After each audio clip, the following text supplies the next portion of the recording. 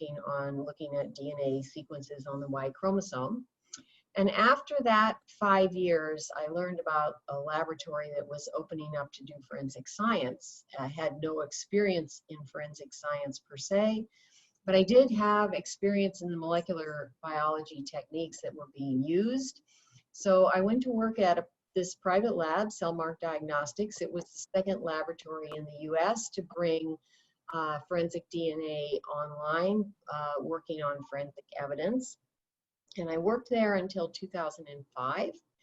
And at that time, the laboratory was closed by the corporate owners. And in 2006, I came up to Boston to join Amy and Adam and a couple other people. And Sabra came in just a little bit later to direct the biomedical forensic sciences program at BU. And Amy, you can go on to the next slide. So I'm the DNA person of the group at the moment, and well, hopefully for a while still. And so I'm going to these are just pictures of our research space, and our research space is also our teaching space. And so this is the DNA extraction lab. Our DNA space is divided up as it would be in a crime lab. So we have separate extraction space. This is the PCR setup space. And on the next slide is the amplification and analysis space. And so students who take the DNA lab are working in these spaces, and research students are also working in these spaces. And so this slide and the following slide just talk a little bit about what I've been mostly interested in the last 5 or 6 years. So one of the things that myself and my research students have been working on is to design new methods for differential extraction of DNA from sexual assault cases. You may be aware, because it certainly hits the national news on a periodic basis, that there are large backlogs of testing these kits. And I think we have a new method that would assist greatly, because the new method not only increases DNA recovery, but it's much, much faster. And on the next slide is the other two somewhat smaller projects that we're interested in, but we have DNA sequencing capability in our lab, and we are looking at what's involved in DNA sequencing implementation, and how does the data that comes off the sequencer compare to our traditional capillary-like data. And as a second project, we're looking at improving recovery of DNA taken from substrates, because if you imagine that getting a small amount of DNA or having a profile from a small amount of DNA is a problem, a lot of people are considering how to work better with that data. But the other way to look at that is say, well, we have a better profile if we can get more DNA off that substrate. And so that's what we've been working on. And the last slide for me is just one of the really happy things that we do each year. And BU is in the process of sort of figuring out when they're going to try that. Well, they are moving the graduation, because not having one just really doesn't feel right. So this is our group of graduating students last year. And it's a really great event, because there's so many student successes, and it's really our privilege to be able to acknowledge those at the graduation. And we also have a special mascot for our program. This is my dog, Emma, and she enjoys coming to graduation every year. So with that, I'll turn it over to Sabra again and mute my speaker. All right, so I just requested control, and I think I have it. So welcome. Thank you all so much for joining us on our virtual Accepted Students Day. Again, my name is Sabra Botch-Jones. I'm an assistant professor in the program, and my background is in forensic toxicology. So hopefully I'm going to be able to tell you a little bit about myself. So I'm originally from Texas.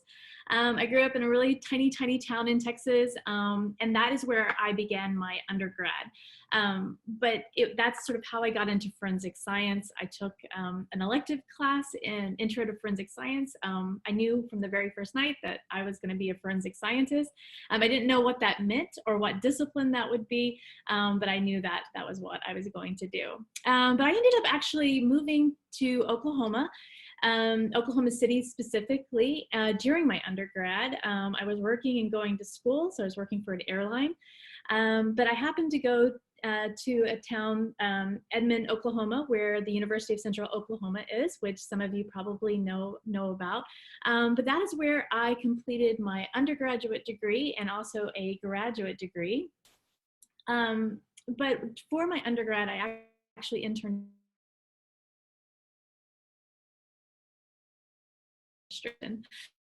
I actually interned in the psychology laboratory at the Civil Aerospace Medical Institute, and we were tasked with doing the analysis of victims of aviation accidents. So I spent the first 8 years of my career there at the Federal Aviation Administration. But thankfully in the United States, aviation accidents do not happen as much. And so I had a lot of extra time, and that time was spent in doing research, specifically looking at drug usage in aviators in that population, also looking at medical conditions of aviators. So some of this work, including method development work, I brought with me throughout my career, and I do some additional work here at Boston University School of Medicine. So I ended up leaving the FAA to move up in my career. But before I did that, I went on to get 2 additional graduate degrees, one in forensic toxicology and another in drug chemistry.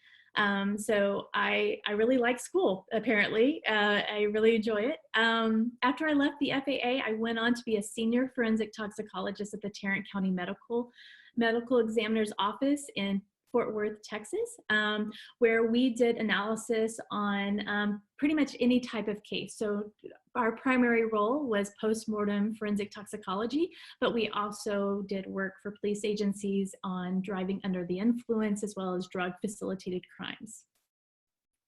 So that brings me to joining the faculty at Boston University. By far, this has been the most fulfilling part of my career. Getting to work with students, getting to see them advance in their degrees and then go on to get amazing jobs has been amazing. Our laboratory space, we're very fortunate to have dedicated laboratory space with instrumentation such as 2 triple quad mass spectrometers, GCMS, FTIR, and other equipment that we use in forensic chemistry. And getting to present that research at various conferences, such as the past 2 years, students and I have gone internationally. And for example, Kelsey Jen Quinn, this is from International Forensic Toxicology meeting in Ghent, Belgium. This past year, we 2 students, one you'll be hearing from a little bit later in the Accepted Students Day, that's Jenna Gardner. We presented at in the UK. But one thing that I would like to mention that I'm very proud of is something is our industry partnerships that we've created over the years. For example, we have a Boston University Waters internship program where our students can go and work on the latest and greatest instrumentation that is out there. The students spend anywhere from 5 to 6 months at Waters performing their research, getting hands-on knowledge of amazing equipment, but also too, we get to host one of our courses there at Waters, and it's their headquarters, and it's here in Massachusetts, in Milford, Massachusetts. And our students spend about a week, 2 weeks, all day, 9 to 5, and they get to get hands-on skills on multidimensional liquid chromatography, which is a very specialized type of chromatography. So it's quite exciting.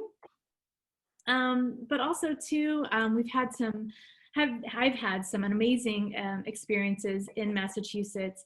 I've been selected by Governor Baker, the governor of Massachusetts, to serve on a couple of commissions.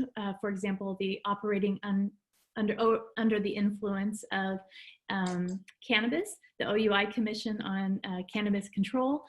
Dr. Cotton and I are currently serving on the Forensic Science Oversight Board. So we get to play a huge role in making sure that we have confidence in the forensic laboratories here in Massachusetts, but also too being asked to be on things like Dateline or Behind the Science and other types of activities that we get to do as faculty members and asked to give our input based on our expertise. So that is me. I'll go back one more. This is my little forensic scientist. He's a little bit bigger than this, but again, thank you so much for joining us this afternoon, and I'll turn it over to Professor Brodeur. Thank you. Okay. So thank you for joining us today. I'm Amy Brodeur, and I thought I'd start out by talking a little bit about myself. I grew up in a small city in upstate New York and went to college in New York State as well at Binghamton University.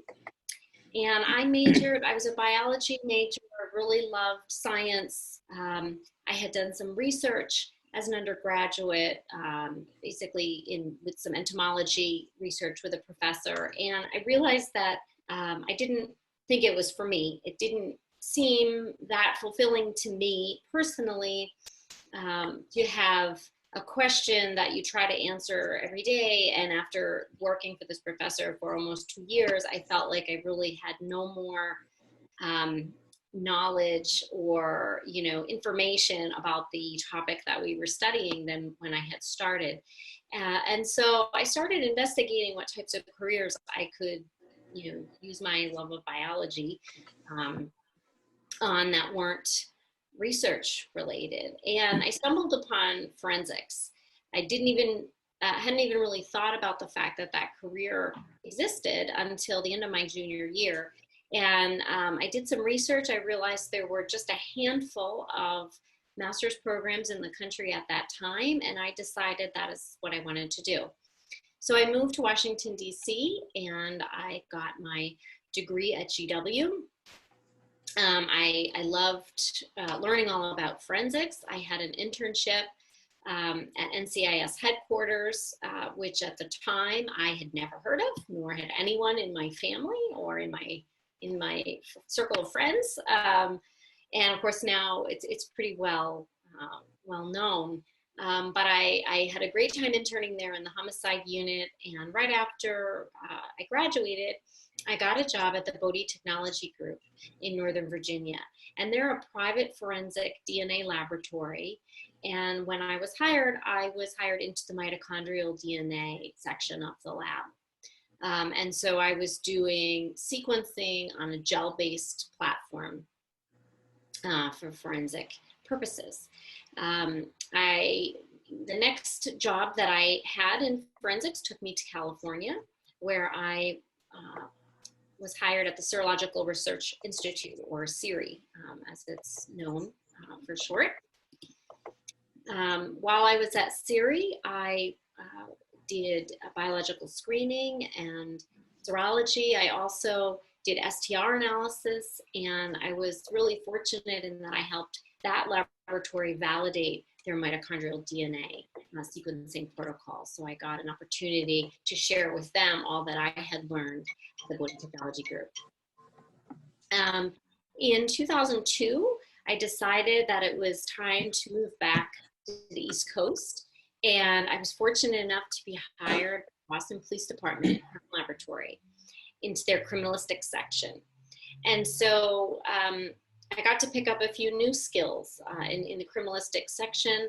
I also learned testing such as gunshot residue, distance determination. I became trained in how to sort of spot and collect trace evidence so that I could submit it to the trace section of the lab.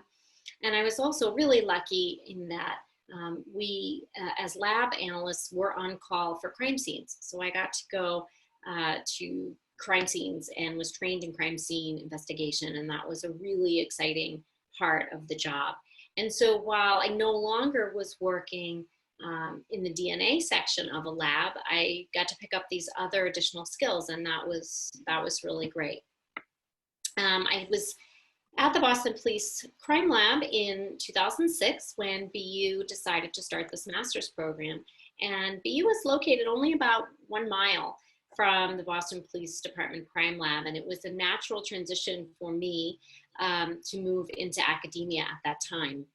I actually stayed at the BPD Crime Lab part-time for an additional 4 years, which was great because it kind of allowed me to ease out of being a practitioner, which I had loved so much. It was just great to have the overlap between the two places. So at BU, even though BU is a very large institution, our program is relatively small. And so the 4 full-time faculty kind of wear multiple hats. I'm an instructor for the forensic biology course, which is very much like a general criminalistics and serology biological screening course, and also for the accompanying lab. And also, along with Dr. Cotton, I teach in the biology DNA case practicum, which is a really fantastic hands-on sort of immersion class that we offer in the summer.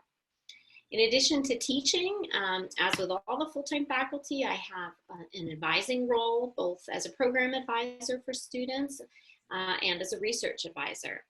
Students who start the program right at orientation are assigned to the faculty to advise them in terms of curriculum or other requirements, internships, things like that.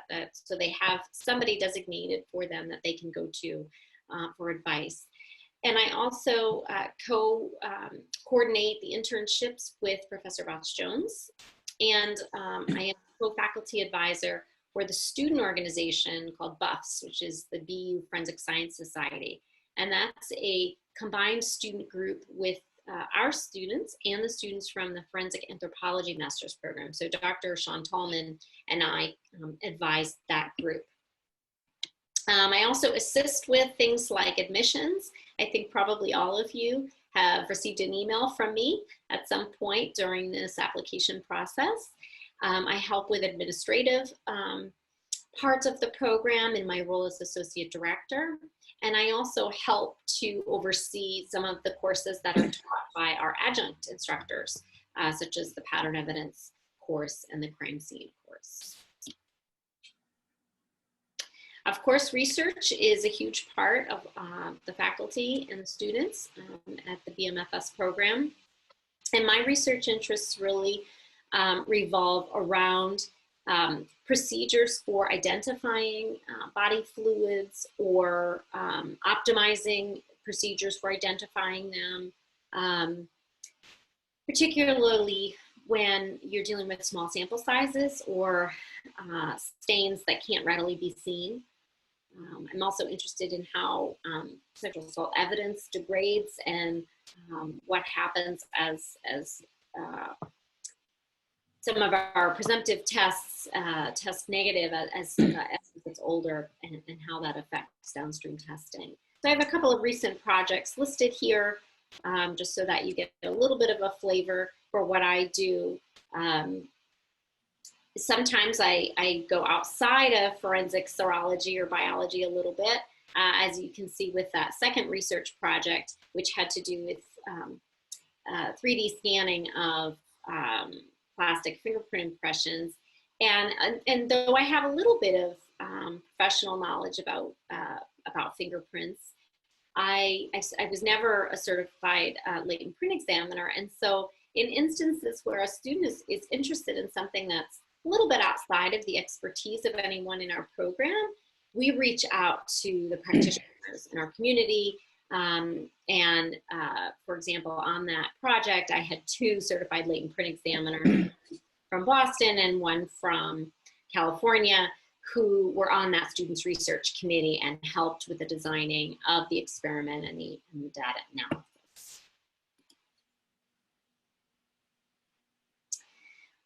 One of the things that I love about the forensics and about BU is just how many opportunities there are to interact with professional organizations within forensic science.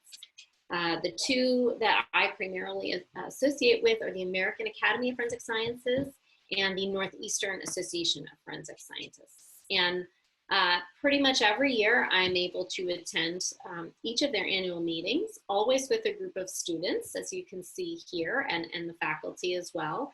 And these are just really wonderful opportunities to interact with potential research collaborators, to touch base with colleagues that I've had, or even people I know from when I was in graduate school. But one of the best opportunities is to interact with our alumni. Every year at the American Academy meeting, BU holds an alumni reception, and all of the former students who graduated and are now working at forensic laboratories are invited to this reception, and it's really terrific to see them at this reception. And as Professor Botch-Jones mentioned, we really encourage our students to present their research, and you can see on this screen a couple of students presenting their posters, and it's just a really great opportunity. A couple of things that I do outside of BU. I'm a member of the American Board of Criminalistics, which is a certification body that certifies forensic scientists in a variety of different areas. Although mandatory certification is not a regular requirement at most labs currently, there is definitely movement towards certifications becoming required in the future. Another thing that I do in my spare time is I consult for the Committee for Public Counsel Services for Massachusetts. Essentially, that's the Public Defender's Agency. And when they need to hire a forensic scientist to help them understand any biological testing or serology testing that was done in a case, I will consult on those. It's really nice because it allows me to stay active in the casework community, even though I'm not at a lab any longer. And finally, I've been a very active member on the executive board of the Council of Forensic Science Educators. For many years, that's an international organization of over 100 forensic science professors primarily, but educators, and that's a really great opportunity as well for learning new teaching strategies and different things that I can try out in my classes. And I'm going to end my slide. I have 3 photos there representing my 3 favorite days throughout the school year at BU. The photo on the left is orientation. I love orientation day. We've been really lucky that it's always been sunny and warm. It's really exciting to meet the new class coming in and just think about the brand new fresh year ahead of us. The second picture was taken at our crime scene practical. BU has a crime scene house located on about 30 acres of property just outside of Boston. And we go there every year for the crime scene investigation course for an all-day practical exam. All of the faculty go. It's just really wonderful to see the students in action. And as you've seen from the other professors, graduation is my other favorite day. It's really terrific, and really, really love seeing our students succeed. All right. Hi, everyone. I'm not going to lie, I'm a little bit virtually nervous here. There's a lot of really smart people on this call. Thank you all for joining us today. First and foremost, I really wish I was meeting all of you in person. I'm sure I could say that for all of us here at BU. But I'm also really confident that we're going to beat this thing. We have a lot of really wicked smart people. That's Boston, by the way, for wicked translates to really or a lot of. So we have a lot of really wicked smart people in this country and around the world, and we're going to figure this out. because I know that I'm way too social to be sitting here meeting all of you in this way, but we're doing our very best. We've spent a lot of time putting this together. We appreciate all of your time. As a member of the admissions committee, all the full-time faculty members serve on the admissions committee. I know that each and every one of you are awesome in different ways. You wouldn't have gotten into this program otherwise. And so congratulations to all of you for that. You know, we're sharing with each of you, you know, how great we are and what we've done. But each of you are really great as well. You each have different backgrounds, but you've each done really cool and interesting things. And there were highlights of each and every one of your applications. So I think you deserve a little bit of credit for that. So I will just take a couple of slides, not too much time, to tell you just briefly about myself. My passion in forensic science started off by, you know, some combination of, you know, being interested in both science and law. I didn't know if I wanted to go to law school. I didn't know that I would be destined to become a chemist by any means. And originally I wanted to go to school for culinary arts. I love cooking. It relaxes me in some interesting way. And man, I can cook. So I really enjoy that.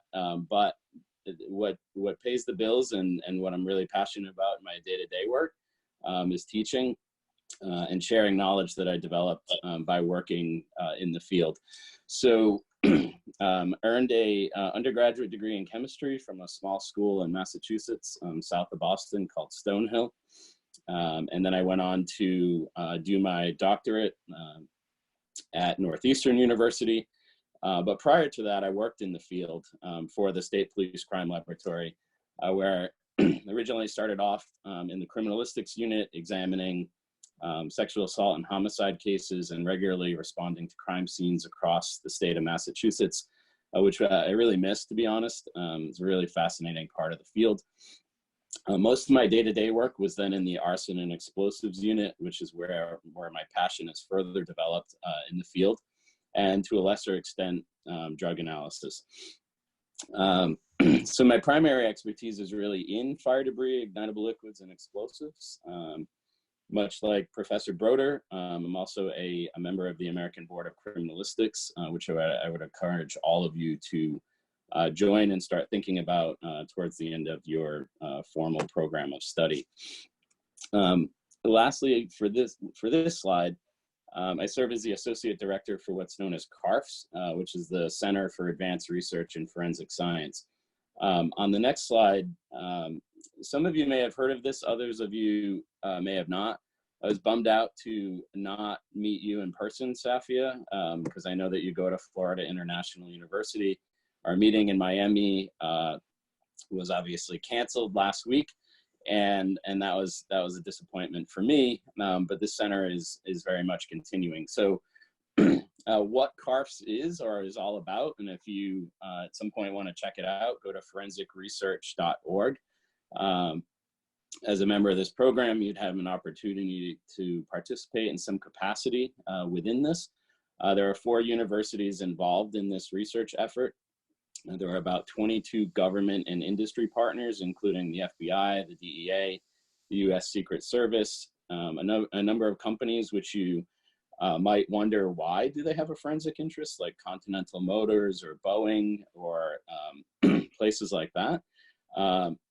And one of the academic institutions involved is doing kind of big data analysis, digital forensics, and people are concerned about hacking as it pertains to autonomous vehicles and airplanes and things of that nature.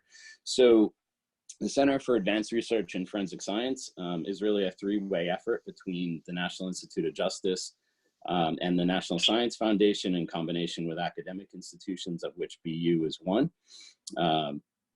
And the industry and government partners that I mentioned. So we have a handful of funded projects through this center, which allows the ability to pay some research students for their efforts, allows for money to travel. I should have been in Miami last week, but I sadly was not.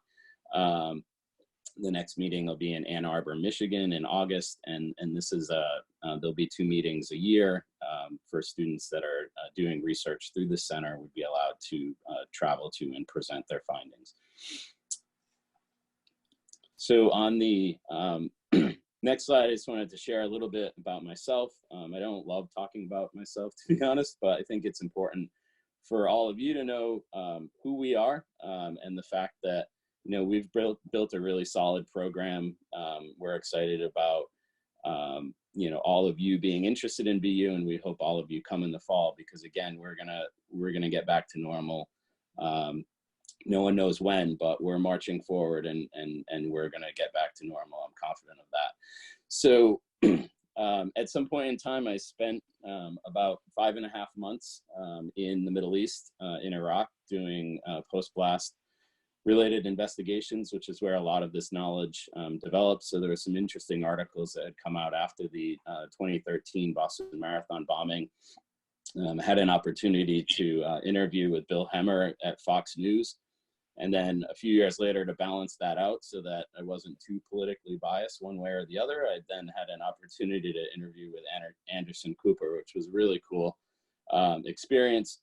And one of the things he kind of mentioned to me was, hey, it's kind of nice to have a guy like with as much white hair as I do, although I think he's got me beat by a little bit.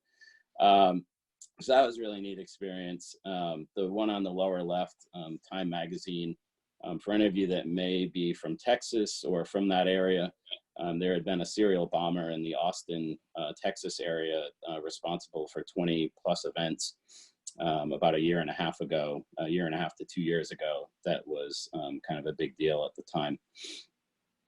So moving forward, I believe this is my last slide. So my general research interests really include trying to find gaps, problems, issues, you know, in different areas of forensic chemistry, although sometimes I step outside of that realm. I have a project ongoing right now, which is utilizing kind of augmented reality and virtual reality to assess crime scenes, which is really quite different than projects I normally engage in. Most of my work, I would say, is very instrumental based. You see some projects down below. We have an ongoing project right now looking at drugs of abuse isolated from breast milk, in case mom was abusing drugs and feeding a newborn or infant child. That's a concern. Kind of a public health / forensic type spin on that. One of the projects I have funded through CARFs is differentiating cannabis and hemp. So we've been buying various sources of marijuana and hemp in order to be able to chemically differentiate them, because visually they look exactly the same. Another kind of ongoing project and interest of mine is in the absence of biological fluids in sexual assault cases. I think we can do more. I think we can do better. So looking at how do we detect condom lubricants or things of that nature from sexual assault cases. And then the last one you see here is a ongoing project right now for time course studies on the detection of organic gunshot residues. So can we develop methods for the detection of residues left on a shooter's hands different from how things are currently done? Okay. I will stop. Sorry, Thank you for all joining us. Hi, everyone. It's nice to be able to see everyone's faces and put the face to the name. My name's Patty Jones. I'm the person that's probably been emailing you constantly since you started your application. I've been with the university since 1999. I started working in the graduate school, doing course scheduling, helping with the assisting the registrar, and then finally I was the assistant to the associate dean. In 2009, he stepped down from his role, and I was asked to become the program manager for 4 of the master's programs that we have, the biomedical forensic sciences, forensic anthropology, healthcare emergency management, and bioimaging programs. I spend my time half a day on one side of the street in another building for the healthcare emergency management bioimaging program, and then I come across in the afternoons for the forensics and forensic anthropology program. That's probably about it. Occasionally you'll see me bring my grandchildren to work. I have 3 of them, just to tell you a little bit about myself. And I do keep a well-stocked candy dish on my desk, which you would see if you had been there. Okay, thank you. I'm gonna just take a few minutes and talk about internships and employment, and then we're gonna hear from Jonathan Brett from our housing department. So I know that students always ask, you know, how many of your students get internships, or do you require internships? And many of you probably know this already from talking with the faculty or looking at our website. But the answer is we strongly encourage internships. We don't require them. However, we try to be flexible so that students can more easily get an internship. Part of the reason that we have our course schedule structured the way it is to accommodate internships. The first year of the program is very coursework heavy, and the summer and the second year, the student is really only finishing up 1 or 2 elective courses and of course doing their research. But because that's flexible, it leaves time for internships. So I thought I would just provide some statistics for the calendar year 2019. So in 2019, we had 21 different placements at internship sites. So you can see with the number following after the agency that some of the agencies took multiple students of ours during 2019. The Office of the Chief Medical Examiner in Boston is right across the street from us, and they often take students to help them with case intake and other sorting, histology slide, and things like that. The Boston Police Crime Lab, as I mentioned, is just down the street, and typically 1 or 2 students in a year will have an internship opportunity there. Professor Botch-Jones has mentioned Waters Corporation. 908 Devices is a startup biotechnology company in Boston that makes small detectors primarily used to quickly detect explosive residues or drug residues like fentanyl. And we also have some internships you'll notice here that are not in Massachusetts, such as the one at DNA Labs International, which is a forensic DNA lab in Florida.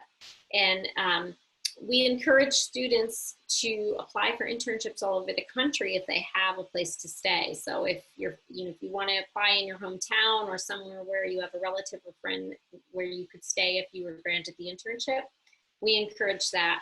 And so many of our students do in fact go out of town for the summer to complete internships.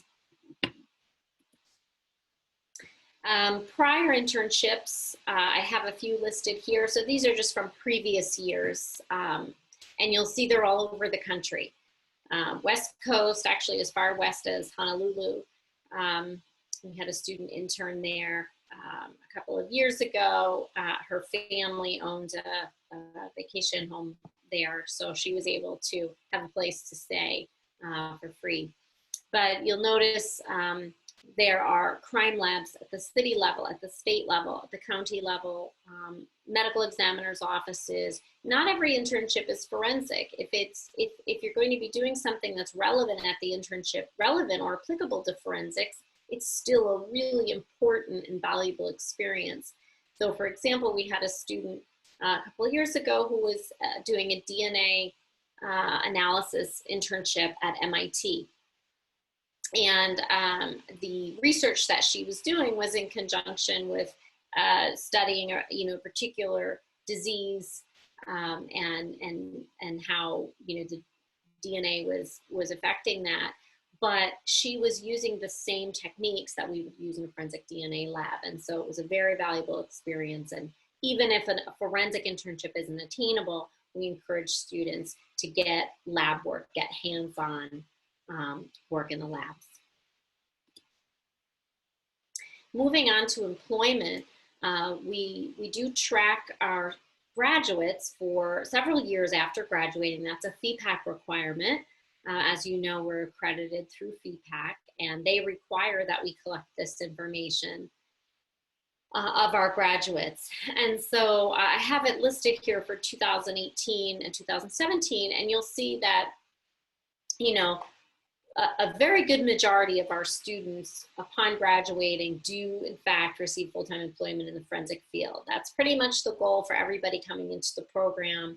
And, you know, over 60%, sometimes nearly 70% of students are getting forensic jobs. Other students will end up with a job in a science field that's related to forensics but isn't forensics. And that's really great too. You know, the master's degree that they've earned, even though the job is in forensics, you know, the master's degree at BU is helping them to get those jobs because of the extensive lab work that they're getting in our program, both in the courses and in the research. And sometimes we have students who go on to get their PhD or an MD. And so we always have a few of those in every class.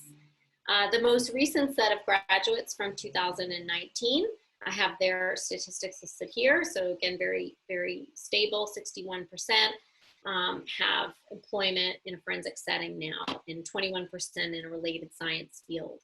I just have some of the agencies where those 2019 graduates have gone listed below. And again, you can see they're being hired at state crime labs, city crime labs.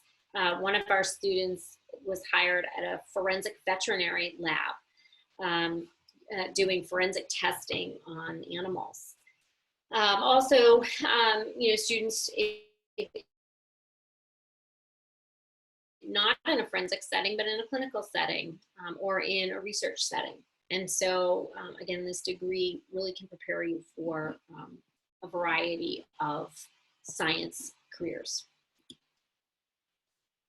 Finally, I just wanted to state that even though graduation is still 2 months away, we already have a number of students who have received full-time job offers. And so I have those listed here. One of our students was accepted into a PhD program in genetics and molecular biology, and I think 5 other students have very recently received word that they've been offered a full-time job, either in a forensic laboratory or in a related scientific lab.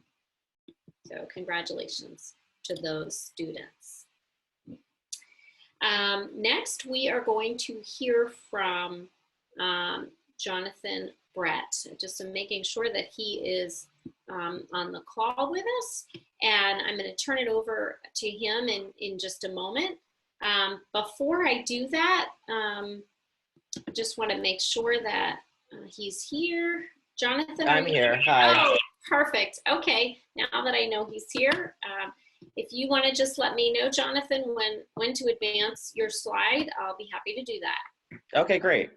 Hi, everyone. My name is Jonathan Brett. I am the Associate Director for Student Financial Services and Housing Resources.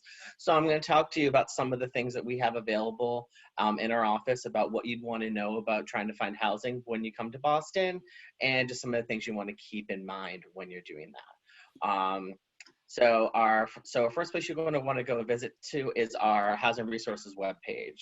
Our site has a lot of information on there. I would start at the FAQ page. There's information that you're going to need to know when you're starting your search, what you'll need to know when you're going and finding places to live in, connecting with roommates, and then what you want to know when you are moving in, and also even when you move out. We have links to different types of neighborhoods. So some people may have never been to Boston, don't know really much about it. So we have information from Boston University General, as well as from the city, that talks about different neighborhoods. We have links to Boston Police Department, gives out information about crime statistics, and we'll also provide you some information, just kind of what's the feeling, the flavor of each neighborhood. So people ask me all the time, what's the best neighborhood to live in? What's the worst neighborhood to live in? There is no real right answer. The right answer is where you feel comfortable, and that's really where you want it to go. I personally, I live in the South End, which is really close to the medical campus. And I've lived here for close to 10 years. But it's not necessarily for everybody. For cost reasons, for just neighborhood, you want something that lists as a little bit more of a busier neighborhood. If you're looking for something a little quieter, or something that has, you know, maybe a little bit more active social life around, then you want to look to see that what's going to be the right for you. So again, it's not going to be anything that you have to yes or no, just where you feel comfortable. And that's really going to also kind of lead into making sure that you're looking at places that you're going to be looking at renting and potentially moving into. Right now, we're all in our homes, so that's going to be difficult, but FaceTime, any sort of Zoom meeting, anything that can show you a little bit about the properties is great, because pictures only give you a very small, literal snapshot of the unit that you're looking into. So make sure that you're connecting with people and asking questions, and making sure that what you're signing up for is what you're going to get, is what you're going to actually get when you move in. Next slide, please. All right, so when you're looking for housing, these are the two important websites you're going to want to look at. So off-campus services. So this is where landlords, real estate agencies, other students, and folks in the neighborhood can put properties that they're looking to let. On there, you'll be able to find the rental amount, when it's available, amenities, the proximity to the medical campus, as well as a proximity to public transit. That's really going to be important. Boston is a pretty congested city, so having a car and getting to and from the medical campus is not necessarily going to be ideal. So you really want to make sure that you get around with public transit. Off-campus services will allow you to do that. You'll be able to connect with the potential landlord or agency, so you can set up an appointment to check out the place or have some sort of a virtual meeting. There's information about finding furniture, how to connect with people who are subletting. Subletting, sometimes if in a bind, will be a great way to find a place for a short period of time. You'll be finishing up somebody's lease, and so usually that will be a shorter period of time, less than a year, but you may want to ask whether or not that they can extend that lease out beyond a few months. And you can log in as a BU student with a free account. If you don't have a BU email account, that's quite all right. You can actually utilize any other email account and utilize a guest account for 30 days. If you currently live in the Boston area and attend a Boston school that has an EDU email address, you can actually log in. A lot of schools like MIT, Emerson, Harvard already have this platform as something that they utilize. So if you already are a graduate of one of those schools, you can utilize your accounts as well. So that's going to be the majority of places that you'll be looking at, and we don't know, it's not going to be one recommended place over another. We just utilize this as the place that we say, if you have questions, if you're looking for properties, this is where we use as our conduit web-based platform. So make sure that you're checking that out before you look anywhere else. BU Real Estate. So there are some properties managed by Boston University on the Charles River and Fenway campuses. So these are about a mile to a mile and a half away. There is a shuttle that goes between the Charles River campus and the medical campus that runs pretty regularly during the academic year. There are properties that are apartments, as well as there is one dormitory style housing available called Peabody Hall, which is over on the Fenway campus. It's a lower cost property. We're hopefully that there are going to be more properties opening up in the next year or so. But right now, where you want to look for graduate housing, if it's managed by BU Real Estate, would be there. Again, it's a limited amount of housing, so it is pretty competitive. So if you're interested in even looking at what is available, check out their website, bu.edu/real estate. And if you're interested in their dormitory style housing, make sure you're getting on their waiting list. Next slide, please. So there are additional options for alternate housing. So one is called Nesterly. So Nesterly is a program that was created by an MIT graduate student about 3 years ago. And what it does is that it takes graduate students and locals within the city who already own their own homes, and they partner people together, and with that partnership allows people who stay, usually elderly people, stay in their homes and have graduate students find lower below market rate housing. In exchange, you'd be doing some sort of work around the house. So lawn care, snow shoveling, cleaning, things like that. It's not home health care aid, so it wouldn't be helping someone bathe, move, get up and down out of chairs. It's really more some of the things around the house that take a little bit longer as you get older, and just utilizing other people to help with those kind of services within the house.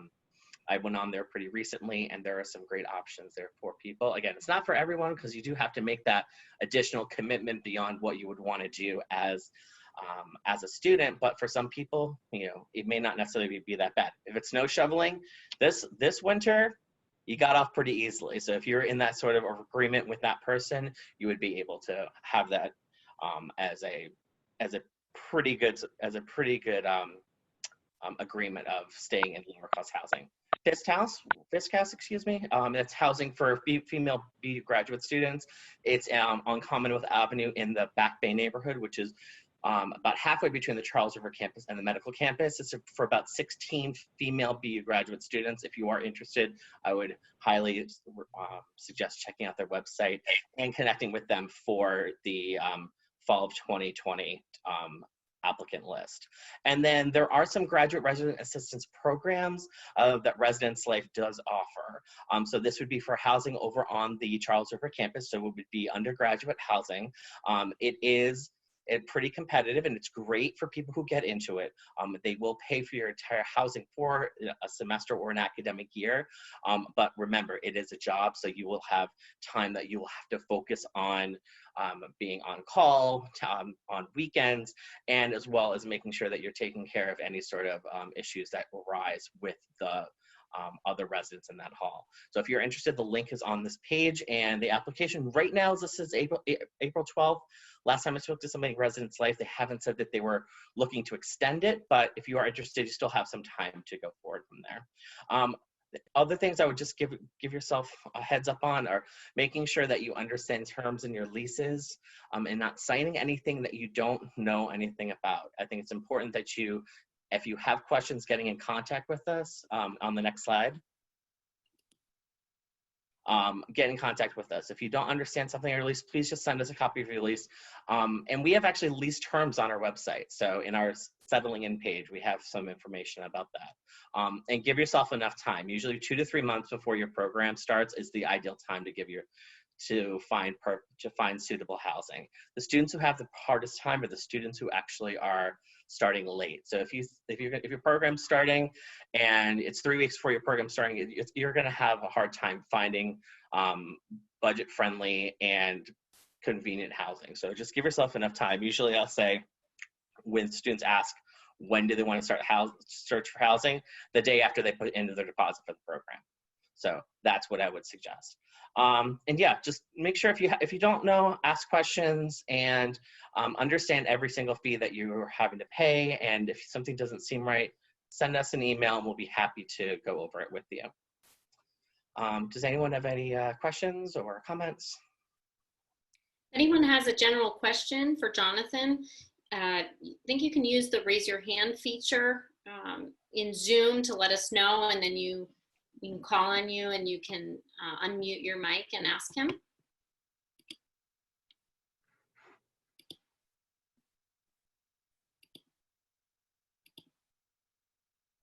No, I'm not seeing anyone.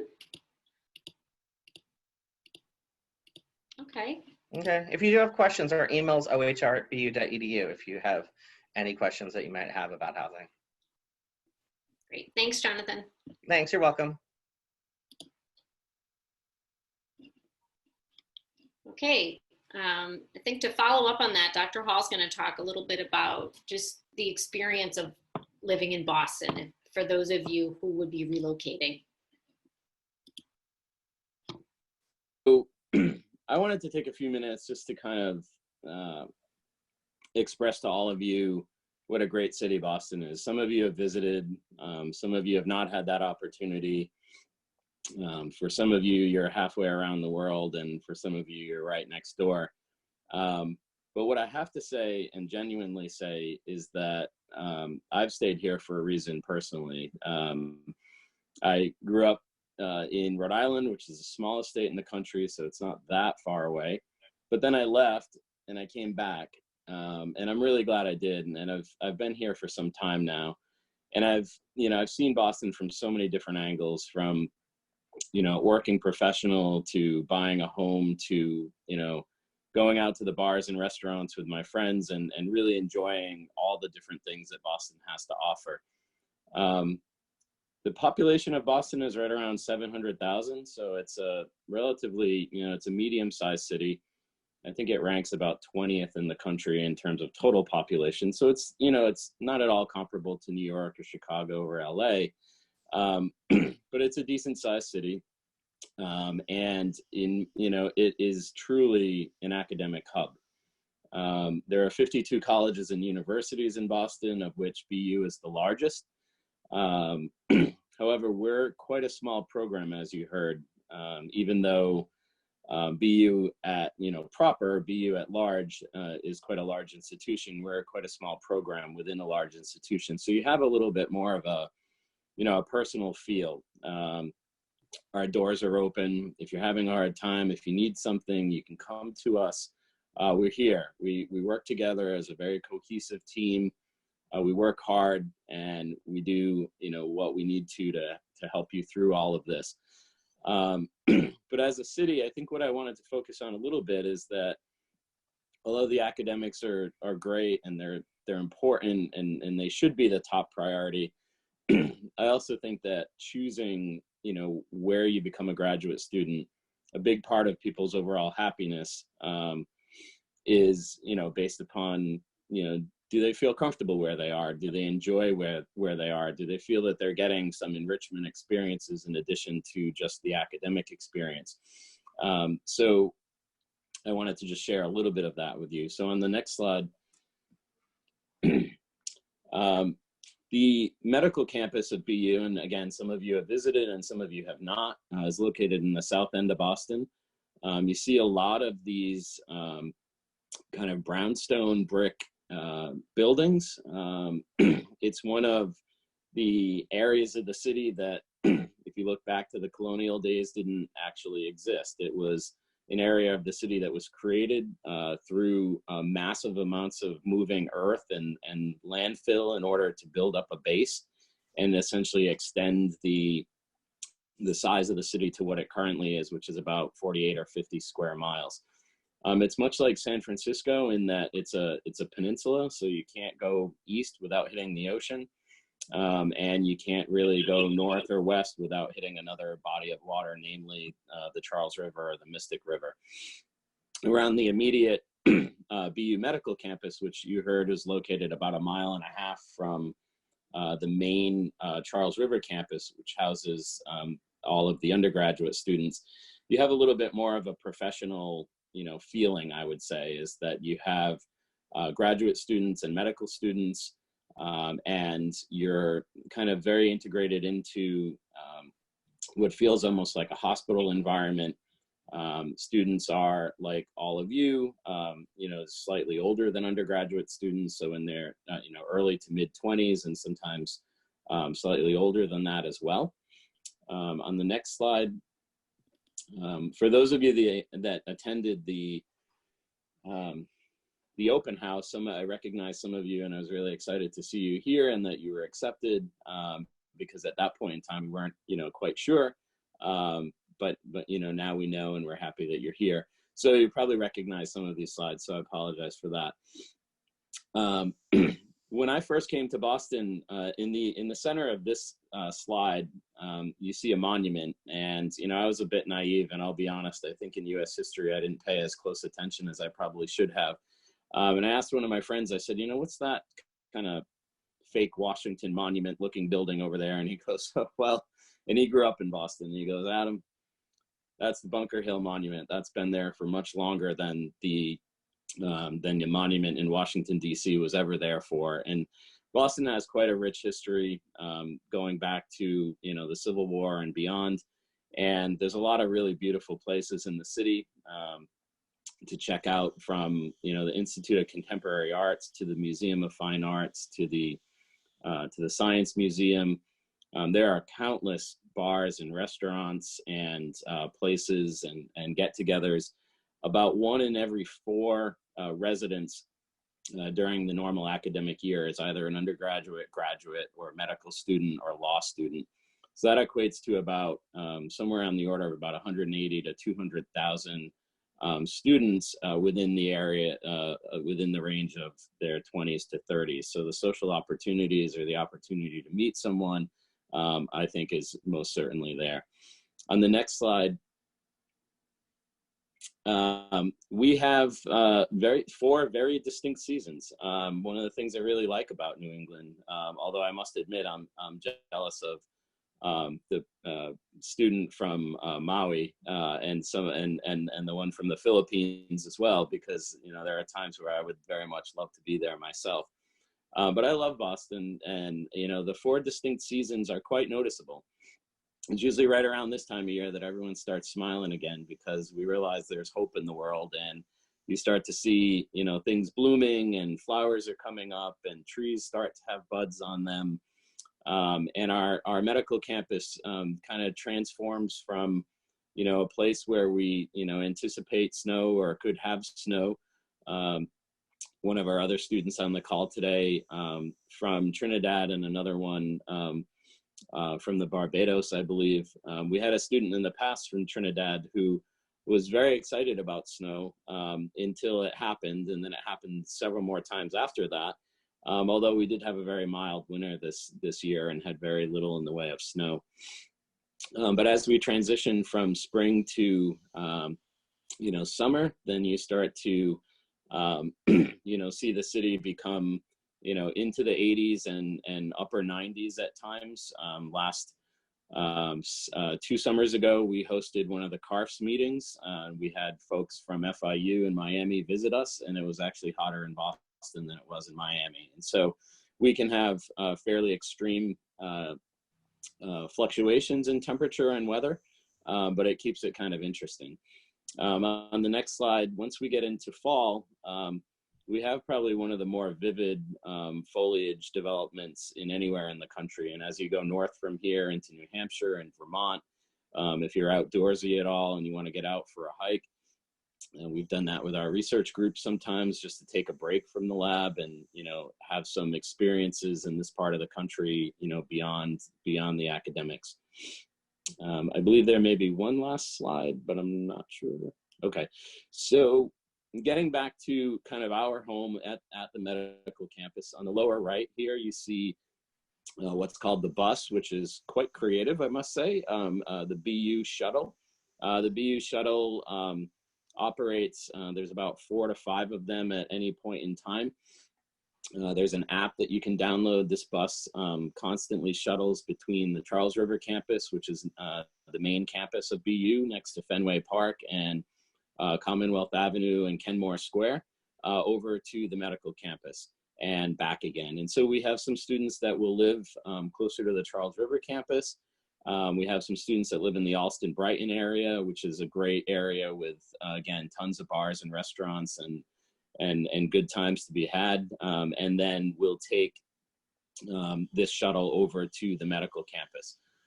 Getting back to housing just for a moment, if anyone has questions, you can always connect with one of us. We could connect you with current students. Our existing students live in various parts of the city, and I wouldn't say there's necessarily one common theme there in terms of where they choose to live. So I think that's it for me. But again, if you haven't had an opportunity to visit Boston, I hope to see all of you in the fall, and I can promise that there's a ton of other students here just like yourselves. The transition from August into September is something unlike most cities ever experience, and I really feel like somebody should make a documentary about it, because it's unbelievable to see how many students descend upon Boston all within about 3 to 5 days time. It's pretty amazing. All right, next we're going to hear from one of our current students, Jenna. She's a second-year student, and we asked her if she would just put together a few slides to talk about her experience in the program. So I'm going to turn it over to her. All right.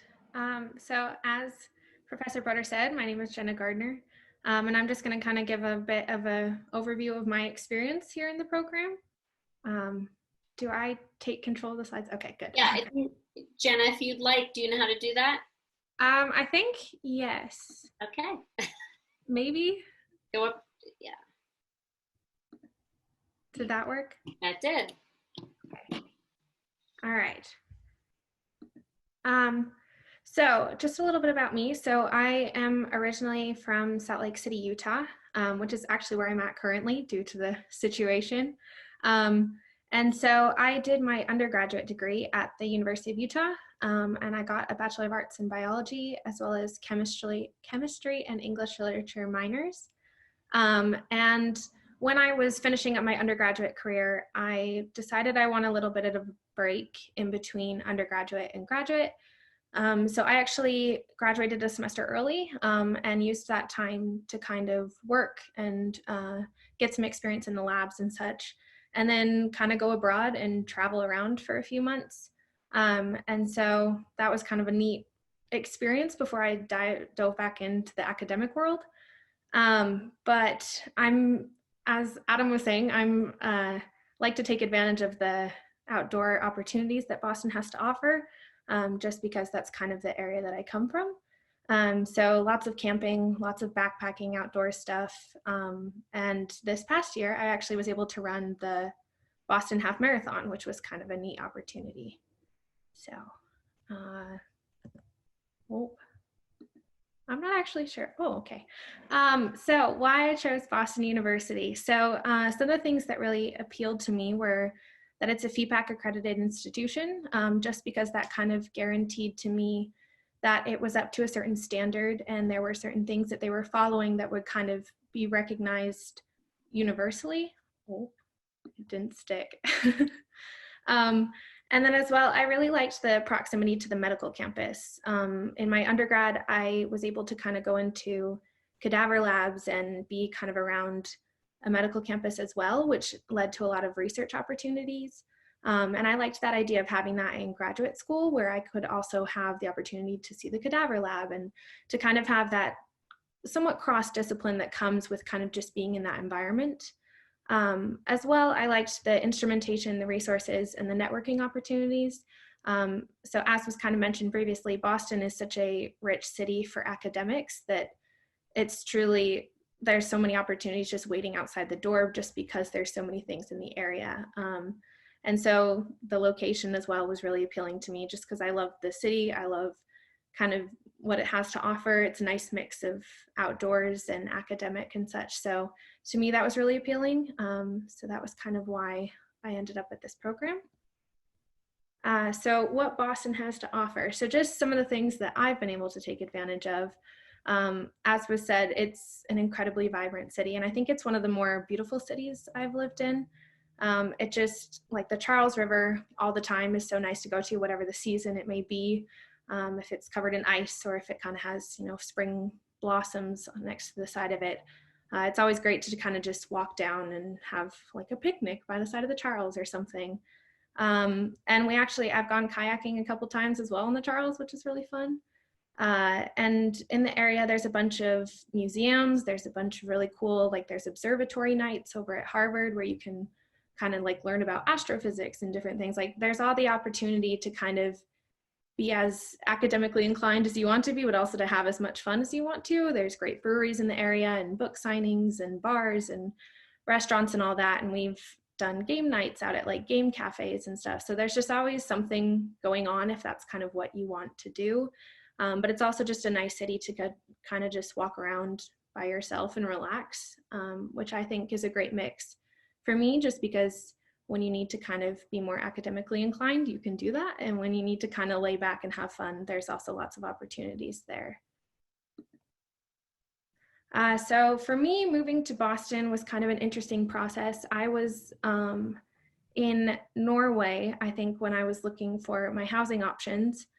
And so I went onto Facebook groups, and that actually ended up being a really great resource. I know Jonathan kind of went more in depth about a lot of this, but just kind of what worked for me was reaching out to people on Facebook groups. And I ended up sort of virtually touring the house that I ended up living in. And that was perfect, just because over Skype, I was able to really kind of connect with the roommates I was going to live with and see what the house was going to look like, and what my situation was going to be. So, and then for my second apartment, so I lived in Brookline my first year, and now I live over in the South End. And both of those offered very different kind of feels. Brookline was a lot more sort of neighborhood feel, and the South End is definitely more of a city feel, but I really like both of them. So I think there's a lot of great neighborhoods within Boston that you can choose from.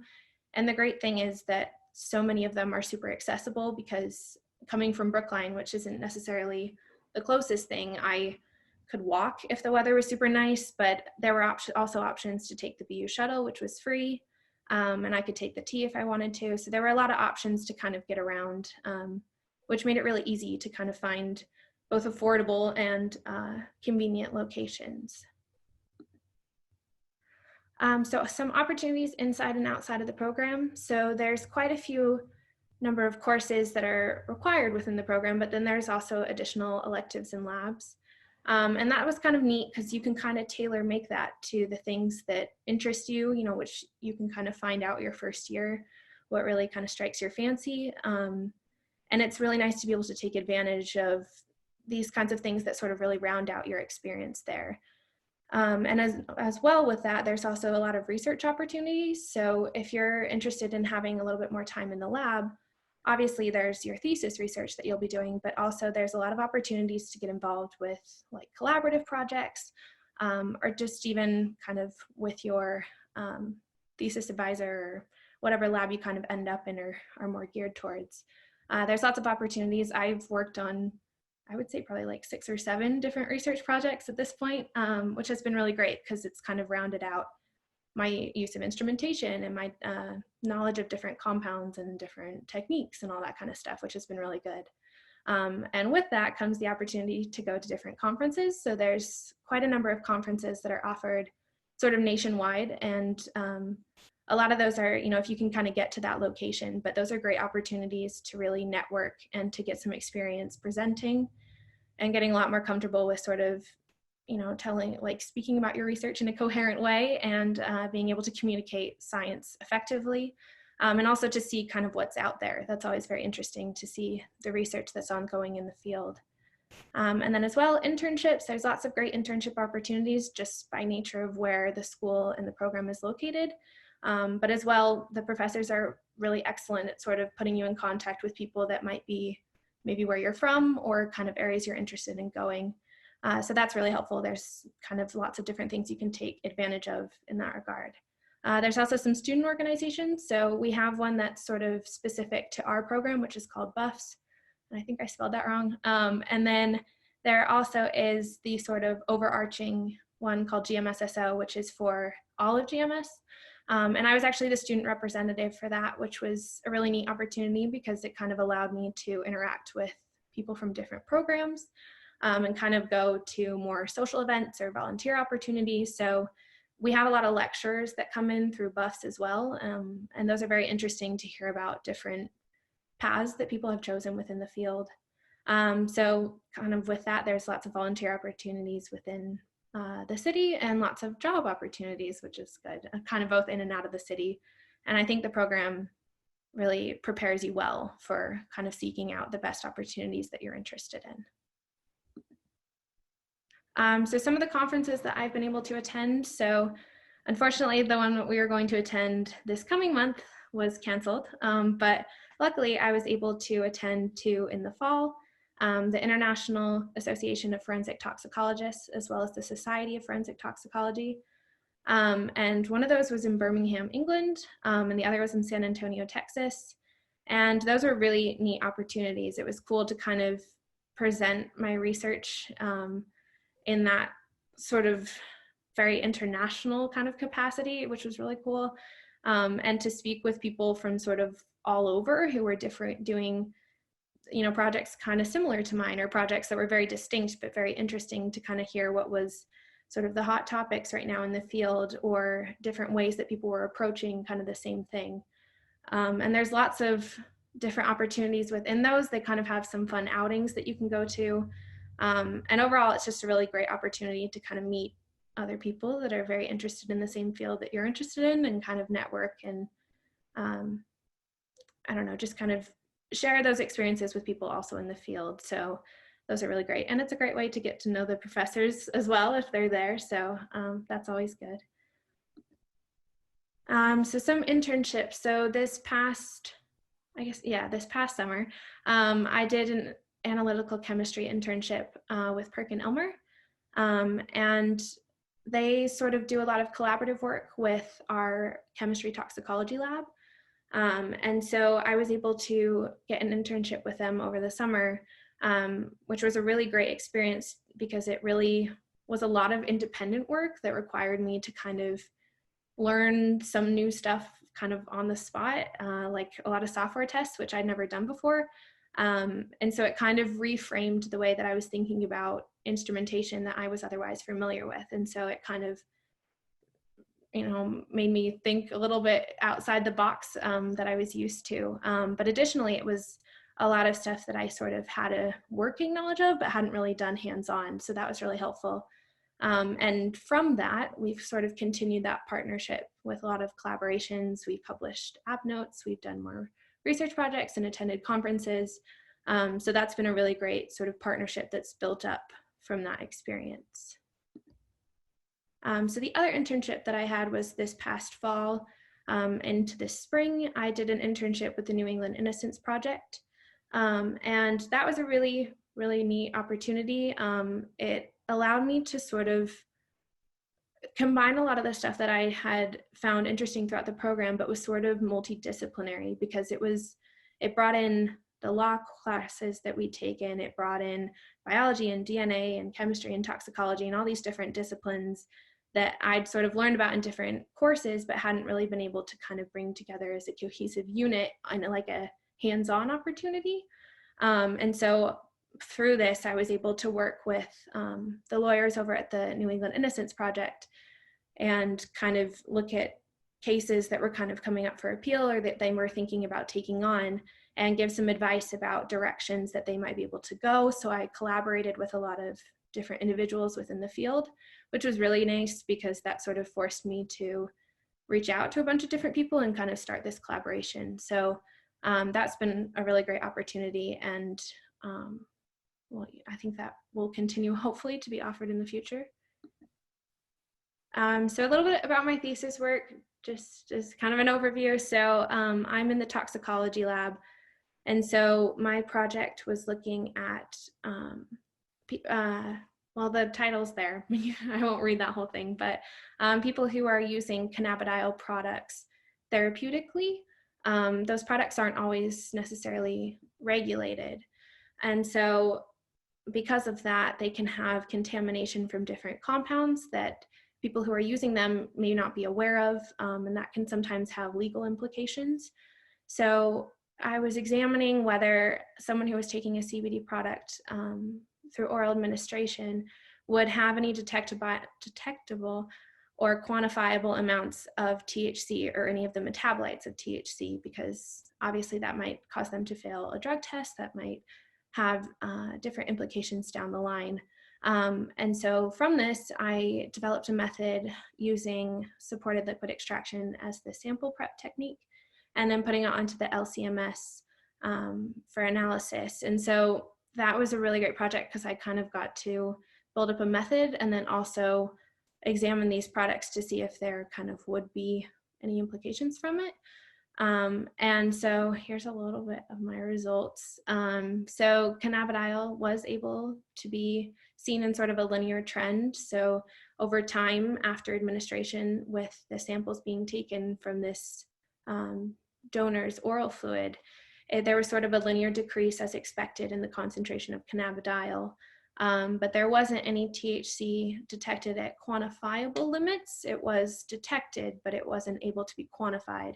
And so because of that, that wouldn't necessarily have any legal implications for workplace drug testing or anything. And from this, there's been sort of a lot of dialogue that's come from this and a lot of opportunities for sort of further study or further questions. So that's been kind of a neat field to delve into. That's about all I have. Does anybody have any questions for Jenna? If you're looking for a student perspective, this may be a good opportunity, or maybe even perhaps they could reach out to you by email. Oh yeah, I should have included that on here, sorry. Tim Yarashuk has raised his hand, so why don't you unmute Tim and go ahead and ask your question. Hi. Hey, I just have a question about how did you do an internship while in school? Because you mentioned you're doing the New England Business Project during the fall as well. Yeah, that's a good question. So a lot of the coursework tends to be heavier the first year. So dependent on the number of courses that you sort of take on in a semester, by your second year, it tends to be a heavier focus on your thesis work. And I was really lucky in that a lot of my thesis work I was able to do through my summer internship with Perk and Elmer. So I was actually done with a lot of the very heavy hands-on research part of my thesis. So I had a bit more time in the fall to be able to take advantage of opportunities like that. And the really nice thing about that internship was a lot of it was remote. So I was able to they would share the whole kind of case file with me, and on my own time, of course, kind of checking in with them, I was able to kind of reach out to people and formulate like a sort of memo to kind of share with them, and we could schedule that from there. You? Yeah, of course. Any other questions for Jenna? Jameson? Yes, I do have a quick question.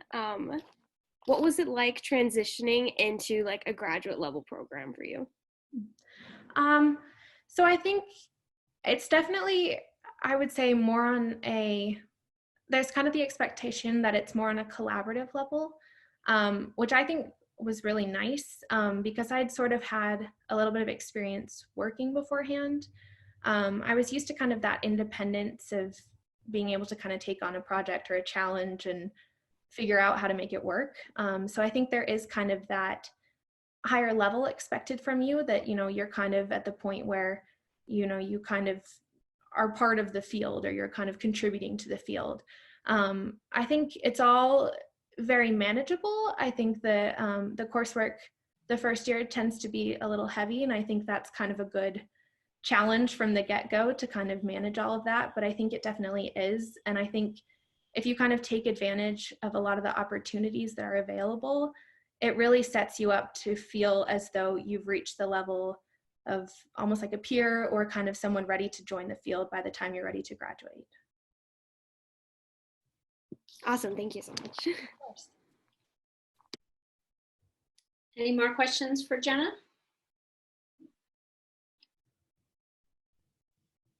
Okay, thanks, Jenna. Yeah, of course.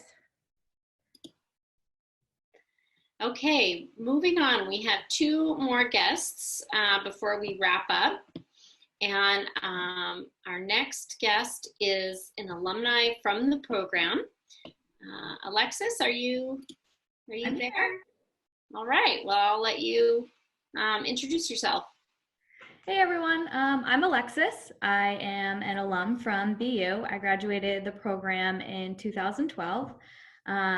Since then, I have been working as a criminalist at the Boston Police Department Crime Lab. So on a day-to-day basis, I examine items of physical evidence from clothing to weapons to sexual assault kits. I perform testing for biological fluids like blood, semen, saliva. I respond to crime scenes and testify in court, and then provide trainings to detectives and outside agencies as well. I can't say enough great things about the program. I definitely don't think I would be where I am today without it. Not even job-wise, but just knowledge-wise. One of the things that probably I was prepared the most for was taking the ABC certification. It's like a 250 plus question exam. And I honestly only used my BU notes, and I passed, and I'm still certified and still get my continuing education points. If I had come straight out of undergrad to do that, there's no way I would have been able to pass that exam. And you know, a lot of the training comes on the job. You know, it's definitely a very hands-on type of field. But everything that I'm doing now, I learned it at BU. For living, I went to Suffolk for undergrad, so I was already here for 4 years before BU. But I have lived all over the city, from Fenway, which was awesome. My grad school years I spent in Brighton, which is a really great area for people who are early to mid 20s. There's a lot of really great restaurants and stuff, but you're really close to buses and trains. I took the train every day to the BU shuttle from the main campus all the way to the medical campus, and it was a breeze. When you're doing late night hours at BU for your thesis, the shuttle still runs on a really late schedule. So that was really nice to have a very safe ride home rather than just hopping on the public bus. It was nice to be on the shuttle with fellow classmates and everything. And now teach at BU as well. I'm an adjunct instructor for the crime scene class.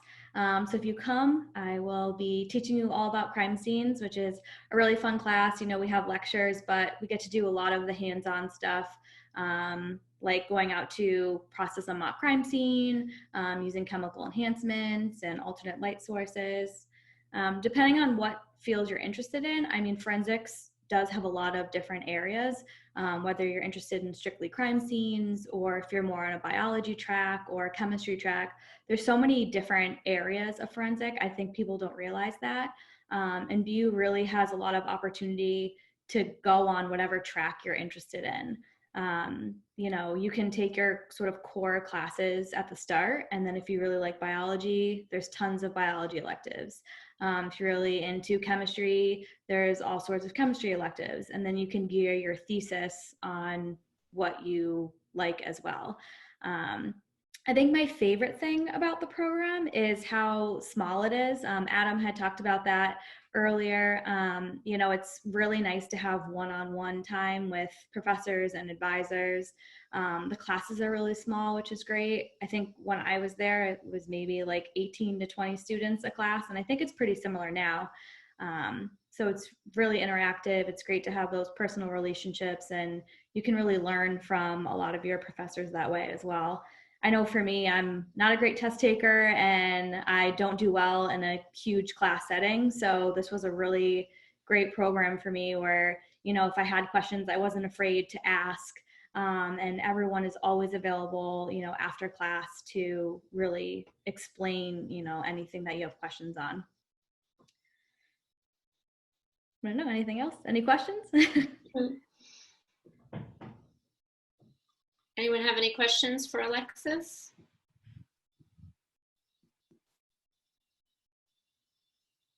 No, looks like you're off the hook.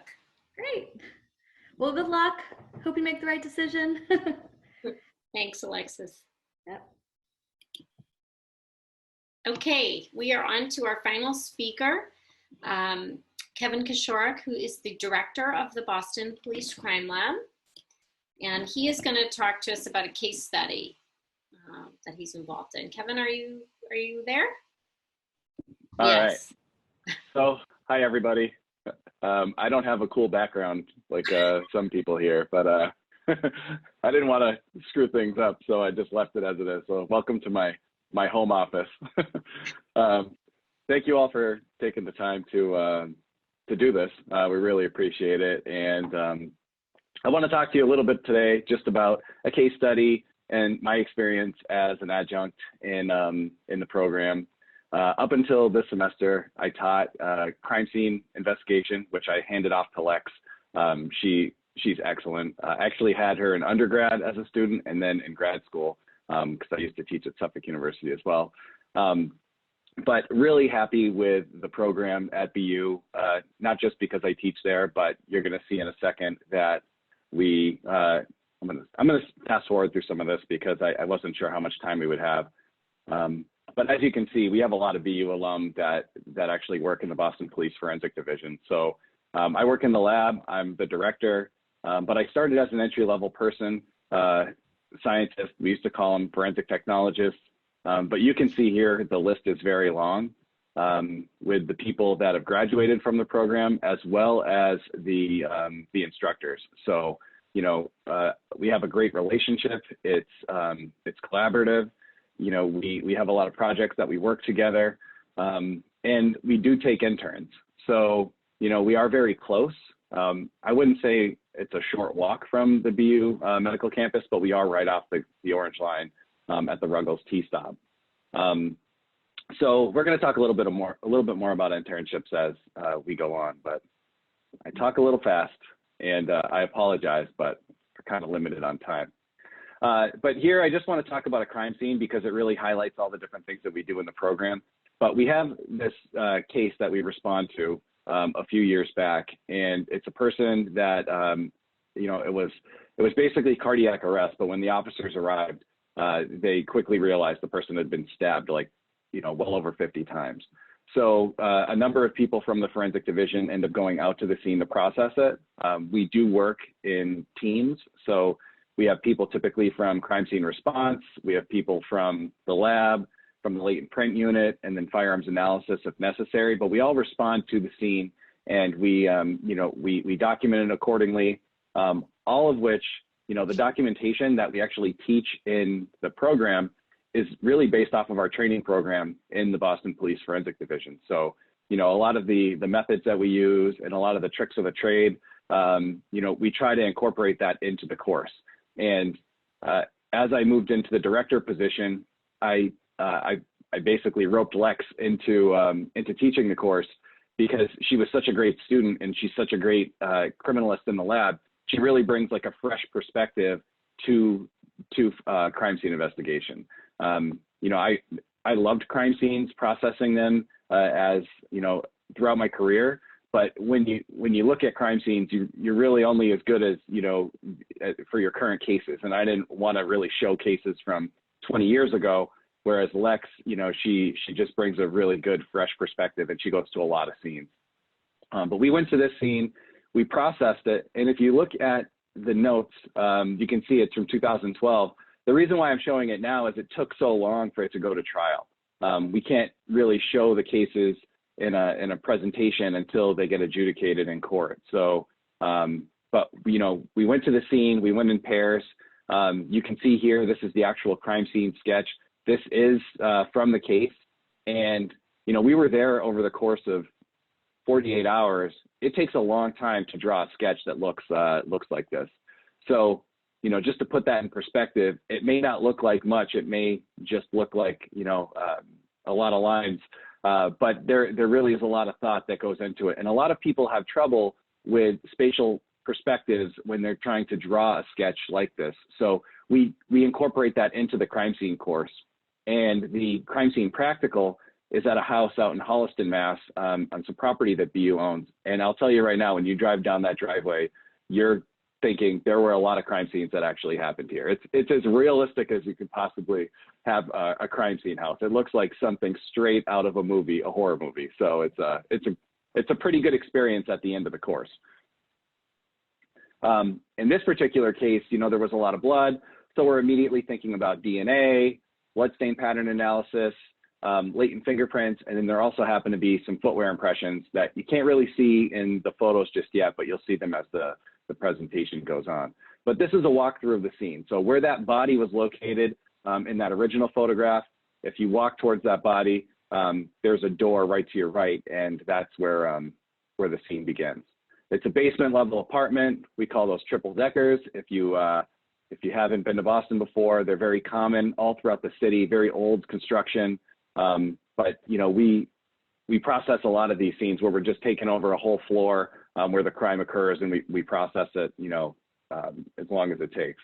Here we have some photos. So we have the bathroom, we have a hallway that goes towards the boiler room, and then we also have the area where it's in the boiler room, where I like to call it the main bloodshedding event took place. But when you have somebody that's been stabbed so many times, the first thing that we're thinking about is, could there be injuries to the suspect? So in the bathroom, there were a number of reddish-brown stains. We call them reddish-brown stains because we haven't yet identified them as blood. There's what appears to be blood all over the floor, all over a lot of surfaces throughout the apartment. And then, of course, in the boiler room, you can see that there's a large pool of a reddish-brown liquid. Again, it looks like blood, but we can't say that it's blood until we actually do the testing. So some of the questions we're trying to answer: whose blood is it? You know, what's the mechanism for how the blood was deposited? So was the person stabbed? Were they bludgeoned to death? Where did the main bloodshedding event take place? Was there any movement around the scene? Could the suspect have been bleeding? So we'd want to differentiate some of those stains if possible, and then do DNA testing on them. Since there is so much blood and it appeared that the body had been moved, bloody fingerprints, bloody footprints, you know, a lot of it seems like common sense with, you know, when you're thinking about the evidence that could be present, but a lot of times when you're in a situation like this, it's very stressful. You have a lot of people that want answers immediately, and what we're trying to do is just be methodical in our approach, you know, give objective opinions when we have to do that at a crime scene, have good documentation so that we can refer to it later. Like this happened in 2012. It didn't go to court until many years later. And we want to make sure that, you know, when we revisit these photographs, it was like we were there the day before. Uh-oh. Somehow I just got kicked out of the meeting. Hold on. Oh. All right. Sorry about that. I'm still here, right? Yes. Okay. So fingerprints, in where the original bloodshedding event took place, there were two excellent fingerprints, and you can see latent G and latent H. We did have to determine the order of processing. You know, blood is water soluble, so if you're having, you know, a scene like this in Arizona where there isn't a lot of rain, it's very easy. You can walk on the bloody footprints. As long as you're not getting it wet, you're really not going to do much damage. But in this particular instance, it was pouring out, so we had to be very careful in how we proceeded in processing the scene. So as we were processing the floor for the footprints, the latent fingerprint unit was with us along the way, and they were processing for fingerprints. If you have ever watched a forensic TV show, you would see these types of prints and you would think that these are planted because they just don't happen all that often. These are two of the best prints that we've ever seen in blood in a crime scene. So, you know, we see these, we immediately think these didn't come from the victim, they had to have come from the suspect. And, you know, what better than to have the suspect's prints in the victim's blood? So these are immediately photographed, they're processed, they're brought back, they're searched in a database, and, you know, no hits because this person didn't have a record, the suspect. I mentioned before, we processed the scene for footwear. You know, chemical enhancement is something that we do. We use a lot of protein stains. We use a variety of different stains depending on the surface that we are enhancing. Here we use glucocrystal violet. It's one of my favorites. Not only is it effective because it develops into a nice purple or blue background stain, but it also isn't really considered a carcinogen. So since you're going to be spraying it and aerosolizing it at the scene, we take that into consideration. But here you can see there's an impression. It was really interesting. It wasn't a pattern that I had seen before. I do a lot of footwear comparison, or I did in my past life when I was a supervisor in the crim section. You know, we didn't have footwear at the time, but here we need to collect it because if the suspect is developed over time, then, you know, we would want to get shoes that would have potentially the same tread design.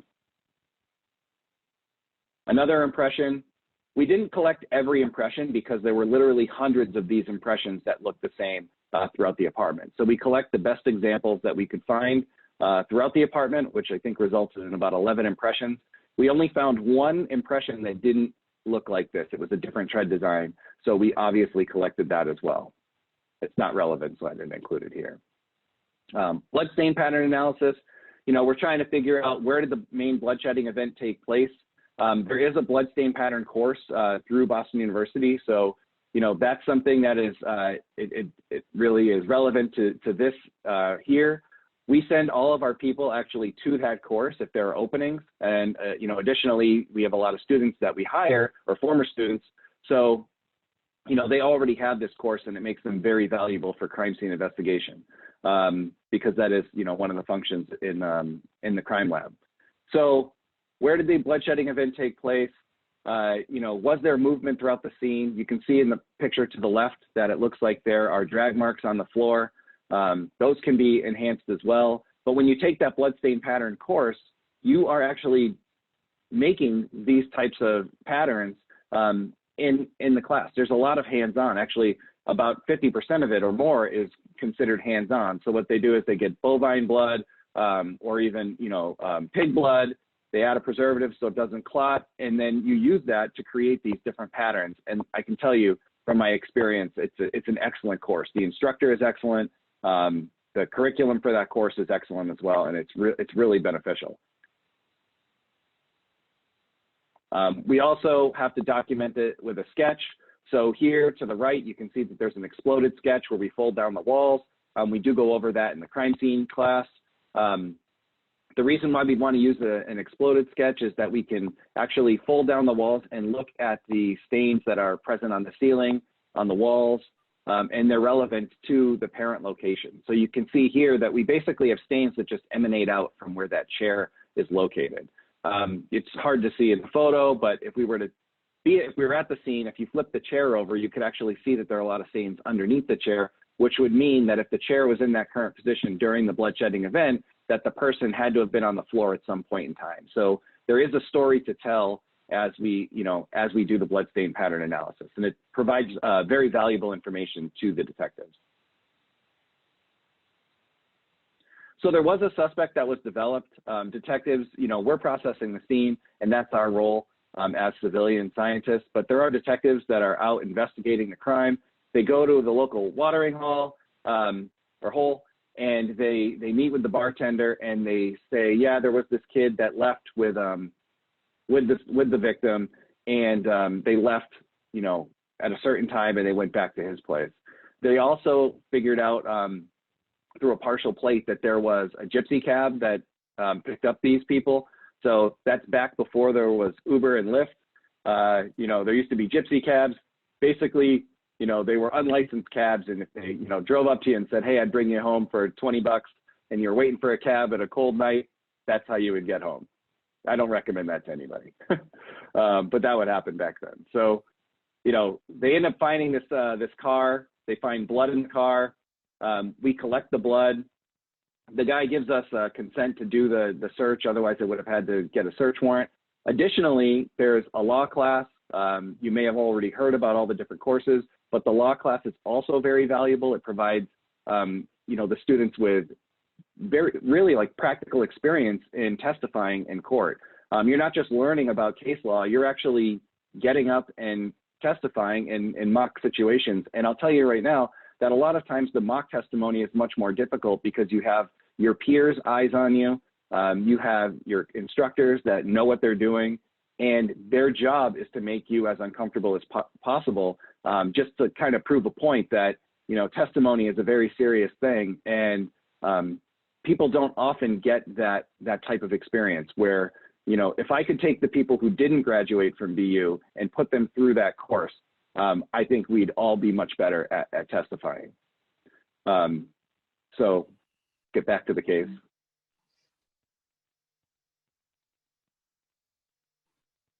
Whoops. So I don't know what I'm doing here. Sorry. So they end up developing a suspect. The gypsy cab says, I picked up this kid. He was covered in blood. It was rainy out that night. I asked him if he was okay because he was covered in blood, and he lifted his shirt up and he said, yeah, it's not my blood. Look at me, I'm okay. He pointed us in the direction of where the blood was in the car, but when he dropped them off, he obviously remembered the address, and this is how clean the house was when we got there. Typically, the houses are very dirty, a lot of clutter. Not in this case. It actually made it very easy. And in the kitchen sink, were a pair of shoes that had a very similar design. So this person was a restaurant worker. He, you know, he had old shoes. They had a very unique tread design.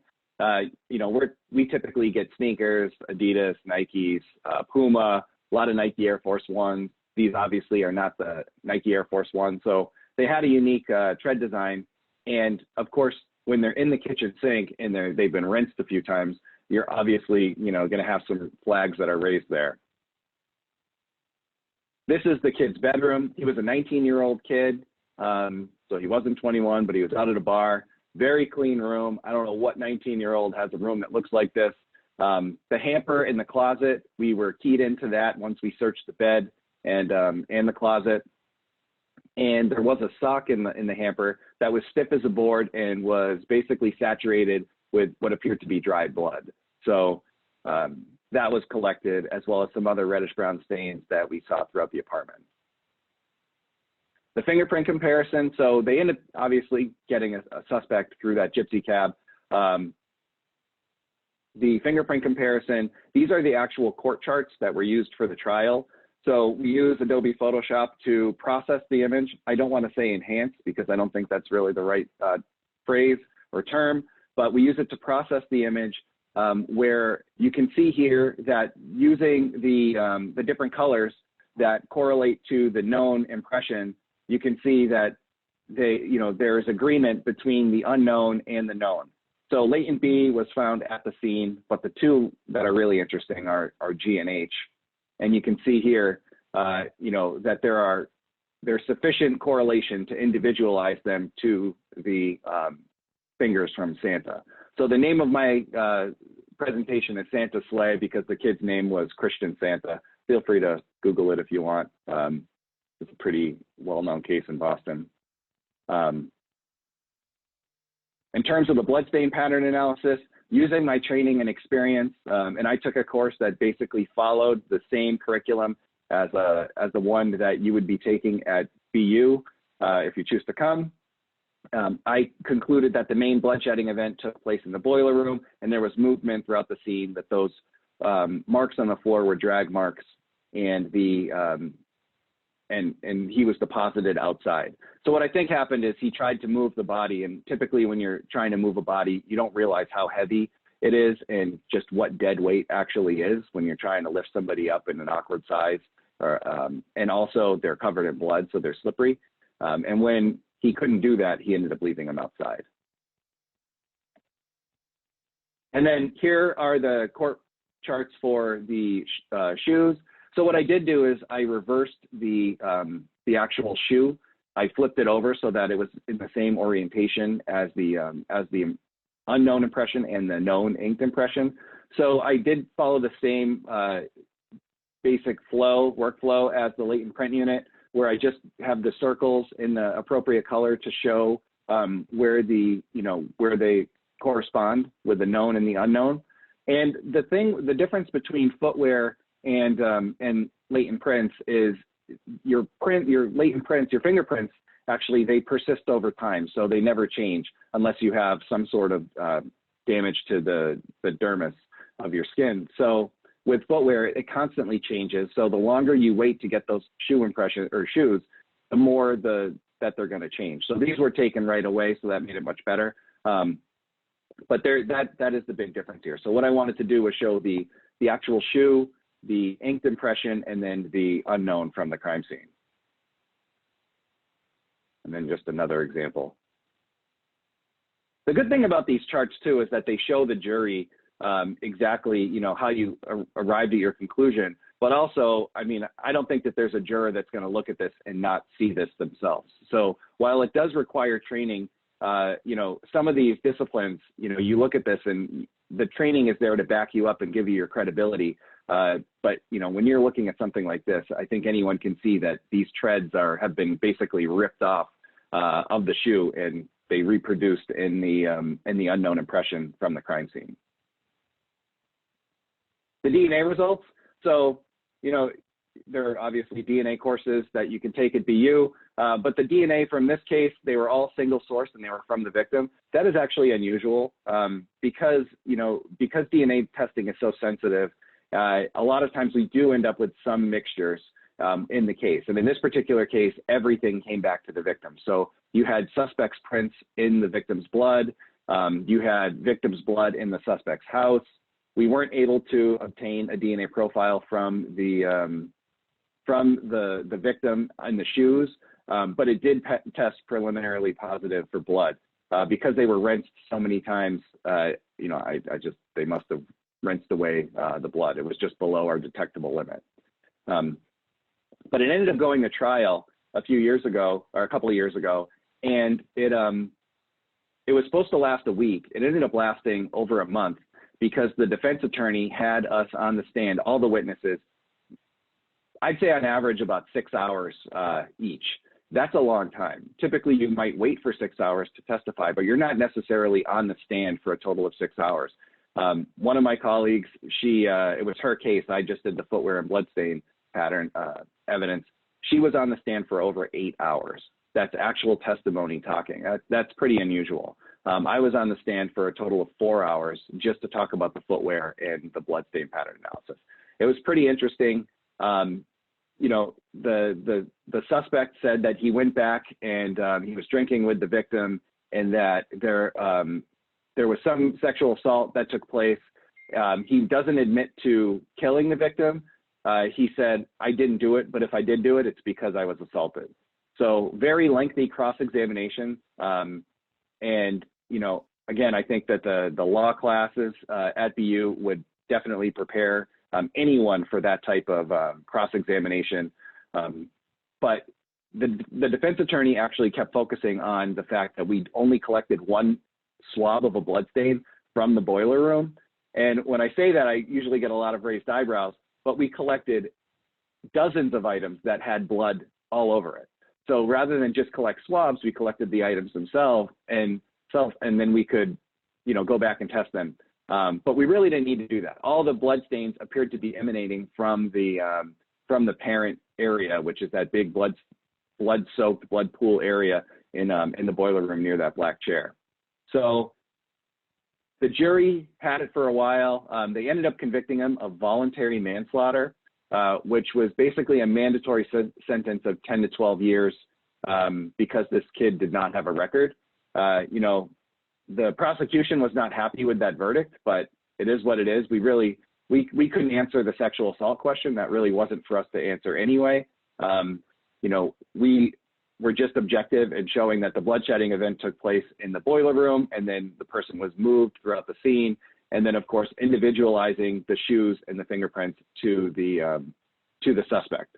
So that is the case for, you know, that I wanted to show you. But I also, you know, I just wanted to tie in how this kind of relates to the education you would be receiving at Boston University. You know, everything that we do from the bio lab and bio class, we try to mimic the training programs at the BPD. Not that everything is just based around the Boston Police Department, but we also at the Boston Police Department look to BU for interns, for different projects. I teach the bio lab, so whenever there is something new that we're, you know, evaluating in bio lab, I like to consider that I'm also evaluating it for the BPD. And there are things that I've made changes to in my own lab as a result of, you know, the students and how they interact with some of the different tests and instructions that we give throughout the semesters. And then lastly, before we go to questions, one thing that I think Amy's probably very proud of, and I am too, is that just how, you know, we take into consideration at the end of the semester the suggestions that we get in the evaluation. And in the beginning, when I first started teaching, that was really a tough thing to swallow when students say, well, you know, I really didn't like X, but I really liked Y and Z. You should consider making that change. Now we really welcome those suggestions, and we take it into consideration. And every semester or every future semester, like, ends up being better and better and better. And, you know, Lex is done a remarkable job with the crime scene course as she took it over from me and made some, you know, great changes, some subtle, some not so subtle. But the whole goal here is to, you know, evolve over time and, put forth the best education possible for, future forensic scientists.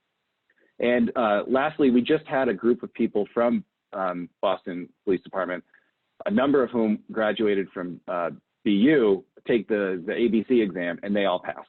So everybody who took it passed, and the people who went to BU actually found it much easier because, like Lex said, they were studying their notes, and it's a real stressful exam to study for. But as time goes on, more and more labs and more states are going to require people to be certified, and the ABC is most likely where you're going to get that certification. So that's all I have for now. Anybody have any questions? Feel free to use the raise your hand action or ask Kevin a question.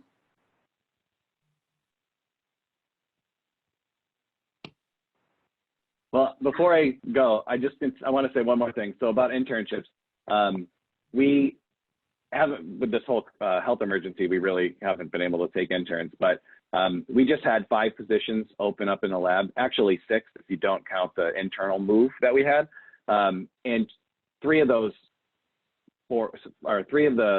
6 positions are going to be taken by BU people. So, we interviewed dozens of people. We went through 250 resumes for one of the positions. And, we really found that the BU students and grads were just head and shoulders above others. And, I was really happy to see that, because I tried to, keep an open mind as I was, evaluating 250 resumes. Like, I can't say, oh, well, I'm only going to go with BU students. But at the end of the day, the BU students just really look excellent on paper. And a lot of them I knew from working with them in different classroom settings. And I was just really happy with the decisions we've made. So that's all I have. Thank you, Kevin. Well, we're at the end of our presentation.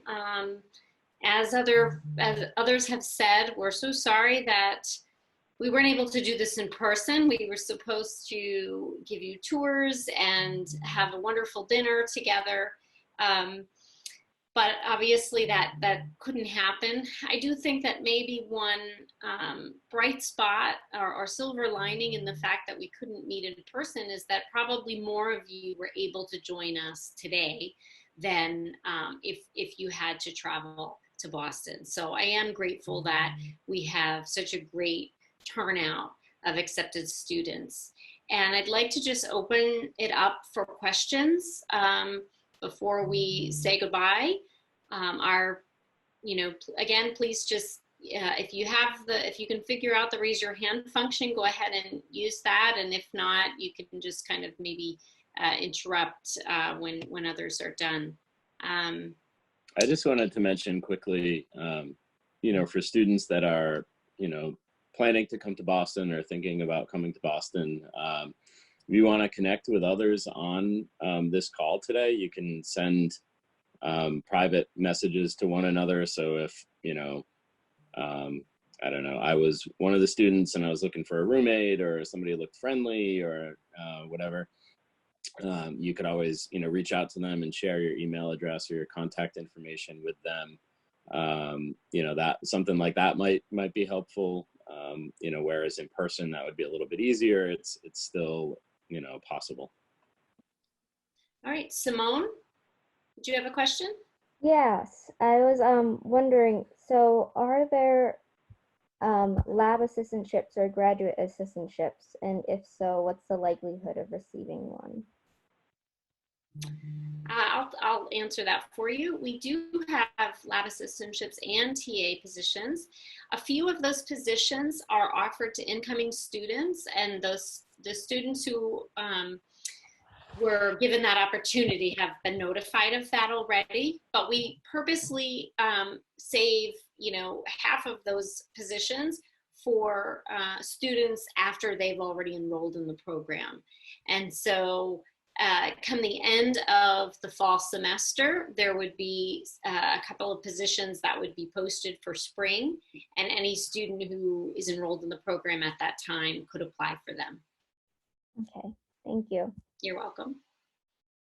Isabel? Hi, my question's more about admissions. So for now, because of the pandemic, there are no visa services from our side of the world. I was wondering how I could go about it if, in the event I won't be able to get a student visa in time. Is it possible for me to defer enrollment, or will there even be online classes for the fall? Let me answer the part about the online classes for the fall. And that the answer to that is we don't really know. One of the things that we've all observed, all of the faculty, is that the university, like all of us, has had to change what they were planning almost daily.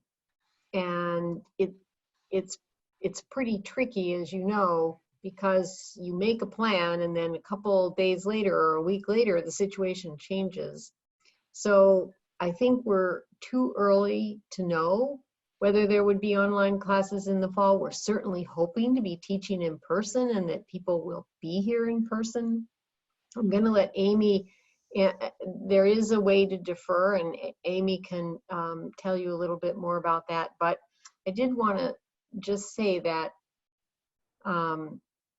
not having been at the university for my entire career and having been other places, the university has done an exceptional job of keeping all of the faculty and the students informed about each and every decision. Everybody, of course, at this time of year was asking about graduation, and we just got emails this week that said, we are considering having a real graduation. We don't want to lose that. If so, it's going to be in the late summer or the fall, and by this date, we're going to tell you what the decision has been. So there's been a huge amount of transparency between the university and the people who are either here as students or faculty. So in a pretty difficult situation, it's been clear that they've been making very careful, considered decisions all the way along. And I think, so the answer is we don't know. But as the university rolls that out and tells us, we can tell you. And that's pretty much the best we can do at this point. All right, thank you. Amy, do you want to? Oh, yeah, I was going to ask Patty if she wanted to. Yeah. I do know our International Students and Scholars Office is still open. One of my students from another program, we had to extend her visa. So they're still up and running because we just did some paperwork for her yesterday. So I know on this end, they're trying to keep things rolling along. If you do decide you want to defer, all you need to do is send me an email saying that you do wish to defer, and I'll forward that on to the admissions office. All right, okay, thank you. Nadine? Yeah, so I had a question about research and like what that would look like. So would we be working with like a PI or like a team on a specific project, or would it be like more independently driven? You want me to tackle that for the first part anyway?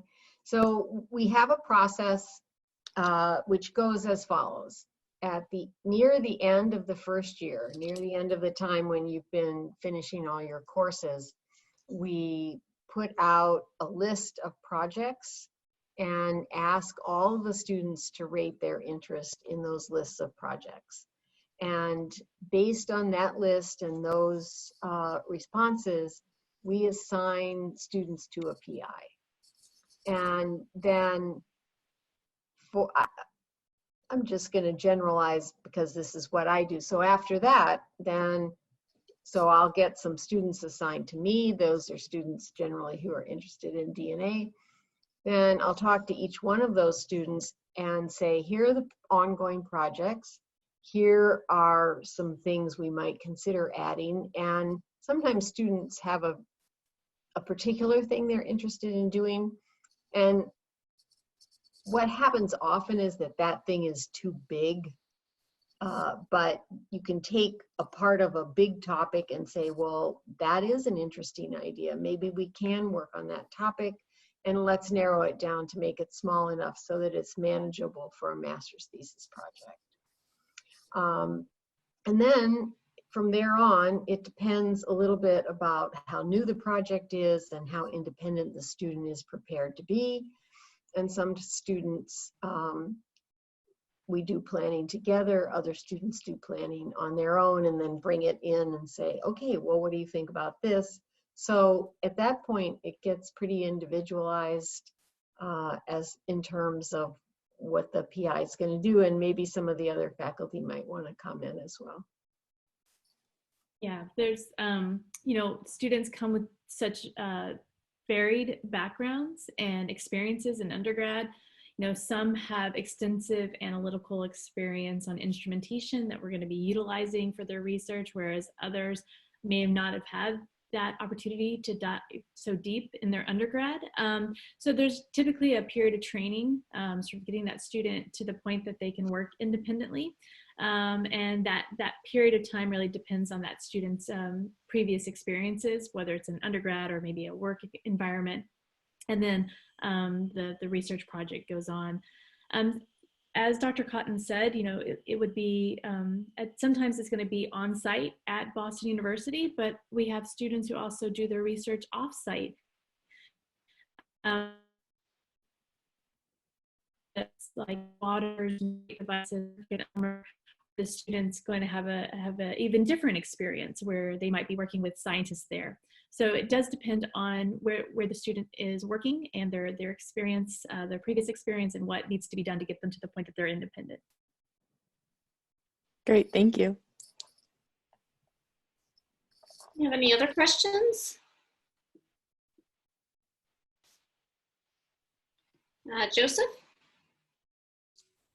Hi, I was wondering if there was a time in the 2 years where a student had to, do you have to like formally declare if you want to go down like the biology tract or the chemistry tract? And when would that happen? That's a great question. We don't have a specific time. However, because you are taking the bulk of your classes in the first year, you need to sort of make that decision early on. Typically, students in their first semester will take their first lab, and at least 2 of the 3 tracks, your labs are laid out for you. If you want to be a bio-DNA track, you have to take the bio lab and the DNA lab, for example. And so a little bit of that depends right away on what you decided to take first semester. Same with the electives. First semester, you might take 1 elective. Second semester, you'll definitely take an elective, maybe even 2, when you'll be taking your second lab course. You know, so at that point, if you be unlikely that you would have taken maybe the bio class and the advanced DNA class, and then you would say, I want to be a chem tox track. I mean, you could, except you wouldn't have had those electives or labs yet. So there isn't really a time where you need to formally declare, but if you haven't made those course selections during your first and second semester, it's hard to then make up for all those in your second year. So I think it's kind of a natural timeline that where students sort of figure out by the end of their first year. When I come back for year 2, am I going to choose electives and a research project that align with the track? Like, did I, in taking the labs and maybe that first elective, do I like it enough that I'm going to select more electives in my research in that area? So I think it's typically at that point where they're deciding when they're registering for the subsequent semester. Okay, thank you very much. You're welcome. Nadine? Yeah, so Professor Brodeur, you mentioned that we would have various like internship opportunities, and they could either be like in the Boston area or like in Massachusetts or elsewhere in the country. If we choose that option, like I'm from California, say I decide to pursue an internship in California, would that only be allowed during the summer? Because like would coursework interfere? Like would I have to be on campus to finish up coursework in the second year, for example? There's one required class in the fall of your second year that you would need to be present for in person. However, in the spring of your second year, students are just finishing up research. It's possible they're finishing up their electives as well, but many students have completed their electives before their very last semester. So if in spring of your second year, either your electives were done or you're actually registering for internship as an elective, if everything else was complete, then you would be permitted to go back to California. The only time it gets a little bit tricky is if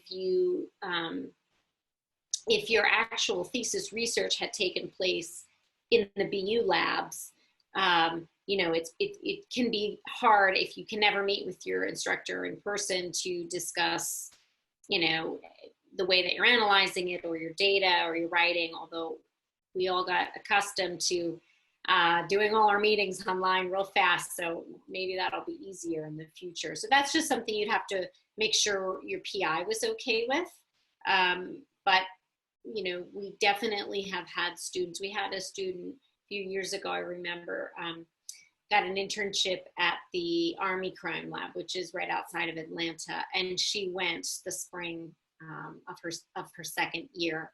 And I think she was one of the students who ended up graduating over the summer. About half of our students graduate in May and about half over the summer. And that's all student driven. The student makes that decision, but it's quite common for people to stay through the second summer. And if you're willing to, that also makes it easier to leave during the spring of your second year or during the summer in between year 1 and 2. Perfect, thank you. You're welcome. Any other questions? Simone? Yes, so I think I may have gotten a little confused, but for your first summer, the summer going into your, okay, you know what I mean, right? Yes. First summer, okay. There aren't classes during then, correct? Or are there classes during that? Professor Botch-Jones, why don't you take this one? Yeah, there are classes during the summer semester, but the way we structure them, they occur immediately following spring or immediately before fall. So there's like this gap in July and August that is open to students so that they can do internships. And of course, students, those courses are all elective courses with the exception of criminal law 2, which is offered twice. It's offered in summer and in fall. So students, if they chose not to, they could actually not take any electives or that course during summer because they have the opportunity to take that criminal law course in the fall. And so if the student did want to really maximize their summertime and go from mid-May to September, they could do that. Okay, thank you so much. Yeah. I don't see any other hands raised. If anybody has any more questions or questions that are really particular to their situation, please feel free to reach out to us by email. We're happy to answer your questions. We could also set up a Zoom call individually with someone if they feel like it's something that's better answered in person. So thank you all very much for attending. I hope we were able to convey just how much we have to offer here at BU, how proud we are of our program, and how very much we would like all of you to attend in the fall. So, thank you. Thank you. Thanks. Thanks, everyone. This was great. Yeah, it's good to see you, and be safe. And we understand the decisions are hard at this point in time because there's lots of things going on. So as Amy said, reach out if you have a question. And otherwise, we'll look forward to hearing from you. All right, have a great weekend.